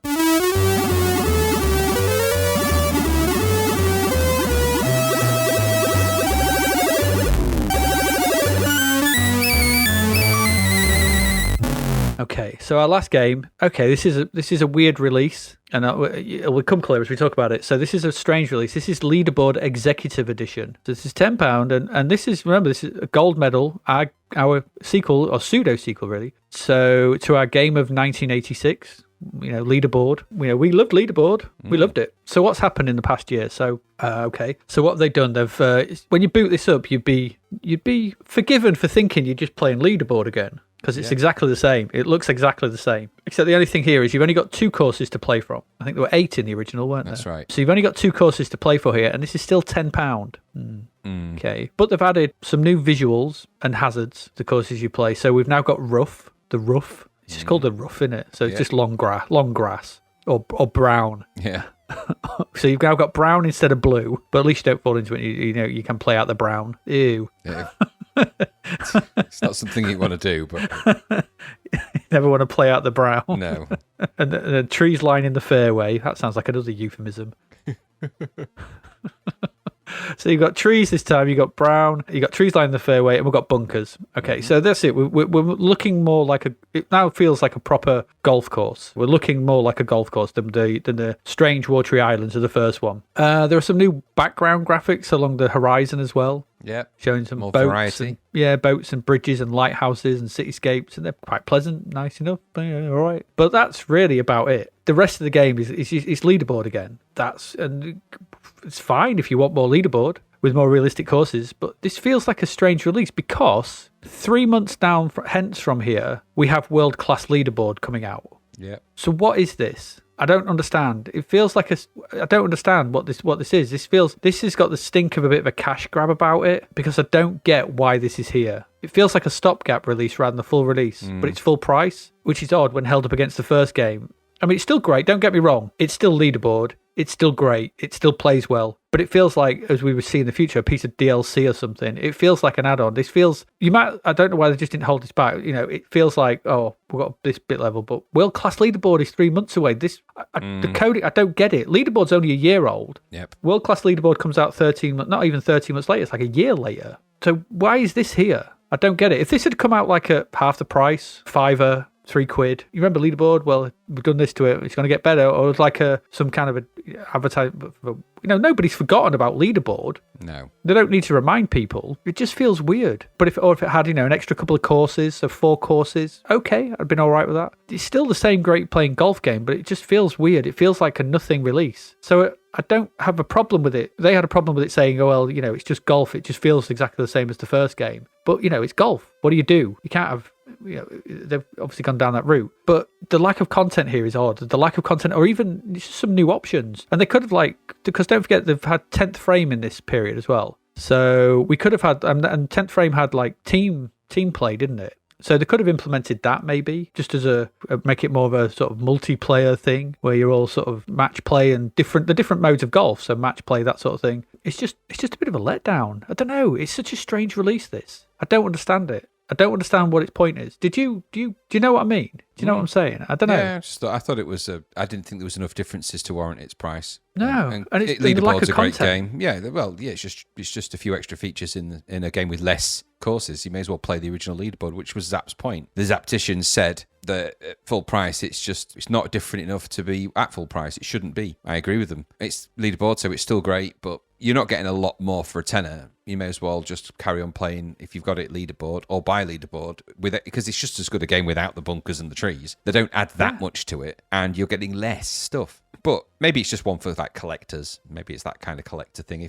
I like it. I mean, I played it, and you play Leaderboard, so what's not to like? But £10's a lot to ask. I do, but I just don't get it with 3 months. And it is literally issue 27. We have World Class Leaderboard. Yeah, and remember that second course is a separate load as well, so it's not like you can just play the other course. You have to load it in. Yeah, I know. It's a very odd release. This. I wonder if it's a pressure release. Maybe they're you got to get something out there. Who knows? I don't know, because like I said, I mean, the Carvers have just released 10th frame, so it's not like they're not being prolific. They're releasing stuff. I don't know. It's just a weird thing. Because World Class Leaderboard is much better as well, and that's 4 courses and stuff. If World Class Leaderboard had released with this 2 courses as well, I mean, probably another gold medal in the hands, but It's a strange one. It's a weird one to end on, that sort of thing, because I didn't really remember much of this one. I knew World Class and I knew the original. This one in the middle feels odd. It just feels like an odd release. I don't remember playing a lot of it because I played more of original Leaderboard and World Class, and I don't really think I played this. I think I've That's circumvented this and jumped to World Class, and when I looked at this and played it, you could have made the mistake of thinking you were playing Leaderboard World Class. I mean, there's not a lot of difference between this and that. So Not really. I mean, I'd love to know what the story is behind this, what the point was.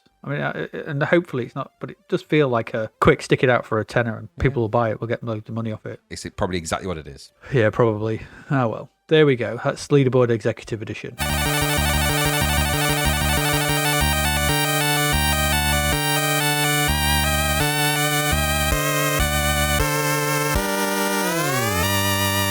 That's it. That's it for our games. We've looked at a lot. We'll come back and tell you what we've looked at in a bit. But first of all, just to round off this month, we've got some crapverts. So we'll move into this. So we've got our first one, which is Romulus. Yes, announcing the launch of Romulus, where they've just taken a photograph of a Ariana rocket, by the look of it, launching. Just launching. And if you read the write-up, this is from Quicksilver. So it's just a photo of a rocket taking off. It is, yeah. Because but it says fast, multi-directional scrolling and shoot 'em up action. Romulus has more than one surprise in store for the unwary gamer. Great sound effects and music. What does any of that have to do with the rocket taking off? Or that weird choice of Romulus font, which is like a calculator font. It's just odd. Yeah, Doesn't make any sense. It's just I don't get it. It's just the cheapest, crappiest advert I've seen in a while. No, and is it me, or does it look like that rocket is taking off alarmingly close to those trees? I mean, it's like someone's built that in their back garden. Those trees are no more. It's like a leaderboard. It's like a leaderboard course. It is. That's the background of a leaderboard course, probably. No, it doesn't shout multi-directional scrolling. That's for sure. It doesn't shout multi-directional anything. No, that rocket's going in one direction, up. Yeah, rockets weren't like well known for their multi-directional shooting, were they? No, not really. No, especially there isn't anything on that which shouts armament, unless that is a missile, which could be, I suppose. But don't know. It's weird. When I looked at it, I was like, "What are you advertising?" That looks to me like someone went on holiday and they just happened to be launching a rocket. So that's their photograph. They took that himself off his camera, and it's like, that photograph's brilliant. Use that in the advert. But it has nothing to do with put it on the advert, I said. Yeah, just put it on the advert. Well, it's nothing to do with multi-direct. Don't matter. Just people love a rocket. People love a rocket launch. So off you go. And I don't like as well the sort of the parallelogram, whatever that is, the trapezoid shape they've used for the Quicksilver bit at the bottom. No. And that light blue. No one should. Just that block of light blue. And why does it say announcing the launch of Romulus? Because obviously the rocket's launching, but yeah, the you know what this is going to be. You know what this is going to be, don't you? Another bloody Z or Time Pilot. You know it's going to be like Raid 2000 or something. Or I just know it's going to be rubbish. I don't need to. Quicksilver and the Romulus logo are telling me everything I need to know about that. It's probably not going to be very good, is it? No. All right, let's move on to the next one. Well, this one was actually recommended from one of our patrons. It was over on our Patreon. This was from Dr. Goggles. And he recommended this through our Discord where we were chatting. And so this is the advert for the game Deceptor. Deceptor, yes. Deceptor. So, Graham, do you want to take us through the multifaceted advert? From the angular, no, your eyes are not deceiving you, where the no is angular and the right perspective, but your eyes are not deceiving you isn't. Yep. And then the Deceptor kind of is a weird, I'm going to say coloured in with felt tips, because that looks like Deceptor logo. Yeah. Then you've got, I don't know how you describe that, spaceman. Just made of sort of geometry, badly made geometry. It's how you would make a spaceman out of fuzzy felt. So he's punching his way out of something, I'm not sure what, bag, by like a paper bag. I don't know what that is to his left. It looks like a garage or something. I don't know what it is. Then because it's all at an angle, so you'd have to crick your neck to read the tiny, tiny writing. I'm not going to even try and read that, but it's take on the mantle of Deceptor, and after that, it's already given me a headache. There's a bit in caps, which is, are you ready to take up the challenge? I don't know what the challenge is. I'm guessing at that. The screen grabs don't look to me anything special there. And there's writing all over this. It's just like they couldn't stop writing on this advert. It's just writing everywhere. Witness on screen the sensational graphic metamorphosis as you bodily transform to meet each challenge. And there's this transformation, which I'm not sure what he's transforming from or to. Because he ain't got purple fists. It looks like he's going from a clothes peg to some kind of robot. I think I don't know what that is. So Bobby Toilet. it is.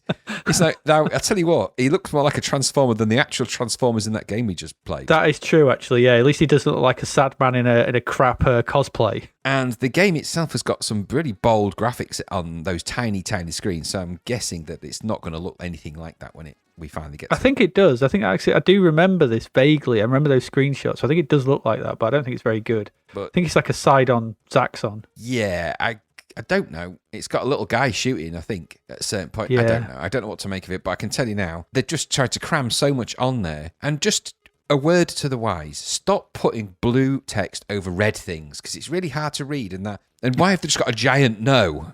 It's really it's a bit negative, that. It is. And never make fingers out of just garage-shaded sausages. No. He has got a really weird gold glove on, and he's either got a grey neck or a chin spike. I can't. Yeah, now you've said that, I can't work it out. And it looks to me just around the top where it says no. I think they're meant to be stars, but there isn't any anywhere else, so it could just be bubbles. I think. It's just weird. And what's that? What's that red? Is that an explosion behind the blue writing? Yeah, because it's not centered enough, is it? It should be over to the left a bit. No, and that's because the blue writing. The bottom left. The blue writing isn't in the correct perspective because they've just cut that up. And then it does look like it. I'm thinking about it. It looks like he's punching his way out of an egg, and out of that egg is flying a paper plane. A paper plane, yeah, for some reason. Just arsehole. It's just rubbish. Wouldn't make me want to buy it. Too much going on. It's just crazy. It's crazy. It's like, just control yourself. Because less is more. Yeah, they don't need that whole, because that witness on screen sensational graphic metamorphosis sprite animation thing is pointless. She could have taken that out and given that top image some more space. Yeah. And put it at the right angle. Yeah. It's just all at the wrong angle. It's all wrong. Even the CBM 64128 is in. I mean, fair play, commitment to the angle. Yeah. Commitment to that 45 degrees. Yeah. But the garage isn't at 45. I don't know. It's bad, in it. It's not good. It ain't garage shaded sausage fingers. It's not good. It really is not. Okay, yeah, so that was Deceptor. It looks deceptive to me, but yeah, I'm defective, not I think hope. I'd call that, actually. And now we have the prog album cover for the next one. It is. That reminds me of the film Phase 4. It does, yes, but this is how it is presented as well in the magazine. Yeah. So once again, we have a portrait picture, but it's landscape picture, but it's portrait. Yeah. So it's completely on its side. So this is the game Nether Earth, I think. Nether Earth, yep. Nether Earth, yep. So this says, featuring detailed graphic landscapes and fast action combined with an element of strategy, Nether Earth, with its unique artwork, is another sure winner. From beneath the Earth's surface came the Insignians waging war. Which means nothing. Which doesn't mean anything, because who has made this? Who's it's the made by Insignians? it's Argus Press Software, isn't it? Oh, dear. But the actual big image sort of thing is like a red negative. I don't know. Is it a sun rising? Is it? It's like a sort of wasteland alien planet with like what is a sun rising or an atomic blast or something. Yeah. There's nothing to like it. that. No. There's nothing to this. If they come from the beneath the Earth's surface, that does not look like the Earth. No. It looks like someone's dropped a tin of paint. Yeah, or is that some kind of construction in the bottom right? It looks or like the top kettle. right? I think it's a kettle. No, I think they got the writing is on the top left, and the top right it's an explosion, and the bottom right you've got a box, or is that a shoe? I don't know. And then you've got this definitely looks like someone's been shot off to the left, and that's the blood splatter. Yeah, that's the blood splatter. And so if that's their unique artwork, no thanks. Look at it; it's just paint. Someone's just dropped a can of paint. And it looks like maybe near a teapot. I can't work it out because it looks like there's a funnel, doesn't there? Yeah, I don't know what that is. In the middle bit, sort of. So I'm guessing that's meant to be an alternative Earth with some kind of issues where it's Nether Earth. Well, it's Nether Earth. Clearly, the Insignians are waging war on it. For what reason, I don't know. It looks like it has no resources unless they collect lava. What do you think its unique artwork is going to be? I'm going to bet it's vector graphics. I would say there's a chance of vectors. Yeah, I'd say probably looking at the Nether Earth logo, which isn't bad in of itself, but looking at that, the logo's okay, but it's the wrong way. Yeah, it's just stupid. I don't know why this advert is done like that. No, I suppose it's people. Oh, look, you've got a big lawn because they want a nice landscape-looking thing, but it's just not very good. Very good. It's not very good at all. Stupid. I'd never ever wish you can have that image like that, but how about your Nether Earth and stuff? I don't know. It's broken. Broken. Stupid. And you'll probably Anyway. break your neck trying to look at it in the magazine. So. I have done. My neck is hurting now from Yeah. looking at that. Yeah. If you could have just seen us a moment ago, I was just caught us on our Zoom chat. And you just both of us just necks cricked. Like, anyway, there we go. In the new look Commodore user chart. Oh, look at that. Look at that. Smart, isn't it? Someone's gone to graphic design school. Have they? Have they, though? Yes, they have. Clearly. Why would you put that chart? Why is that at the wrong angle? Well, it's just don't mix too many fonts on one page. I've said this billions of times, and they've just broken that rule. Or angles. Yeah, and no one likes those kind of display fonts, that the 664 chart C64. Why have they got it twice like that? Just Don't know. no. know. No. Anyway, what we got going on in the charts this time. So this is this is from Commodore User. So at number 10, down from number 4 is Flash Gordon. At number 9, it's at 180. At number 8 is Micro Rhythm. At number 7, LA SWAT. Number 6, BMX Simulator. Okay. Number 5 is Gauntlet. In at number 4 is Gunship. Down to number 3 is Paperboy. In at number 2, Championship Wrestling. But straight in at number 1 is Park Patrol. Take a note, Good. Gunship. Hang on a minute. There's 1, 2, 3, 4, 5, 6 budget games in that top 10. Yeah, well, it's where people were at. Yeah, just Gunship. Strange. I mean, Gunship in at number 4 is quite high, isn't it? Yeah. Straight in, yeah, especially at that price. Gauntlet and Paperboy, Championship Wrestling and Gunship are the only 4 games there that aren't budget titles. Was there any other notable games down the bottom 10? World Games at 11. Police Cadet What the hell's at that? number 12. No, we haven't come across that yet, have we? Yeah. And we're not coming. I've already done for next month, and that game's not come up. 10th Frame, Football of the Year, Ninja at number 15. Good lord, still stinking up the place. Ace of Aces, Escape from Singe's Castle, straight in at 17. Go for Gold, Test Games, still in there. Leaderboard is re-entry, and West Bank. There you go. That's your charts. So that's that. What we got coming up? Because here we go. This is what we've got coming up next couple of weeks for May. We've got. I'm not going to go through them all, but we've got the US version of Aliens. Okay. We've got the crapvert that is now turned into a game, Cholo. Oh, God. And I can tell you what visual style are you expecting from that, I'm Graham? expecting Vector in that one. You will not be wrong. Yeah. It's going to make you angry, that game. I had a look at it earlier on today. No. I can tell you that now, I think. We have something called Conquest. They have the arcade conversion of Elevator Action. Equalizer, which is not what you think. When we have the double bill of Grange Hill and the Growing Pains of Adrian Mole. Oh, God. Good lord. Impossible Mission. No, that's not even Pass in there. Blaster. Yeah, it's Pass Blaster. Hollywood Hijinks is not in there either. Oh, weird. So I don't know what that is. Into the Eagle's Nest. That's all right. Laser Wheel, Pod, Ranorama. We have a game based on sailing. Okay. And it is exactly sailing. You might love that. No, I've got a feeling I won't. I'm going to give it to you, though.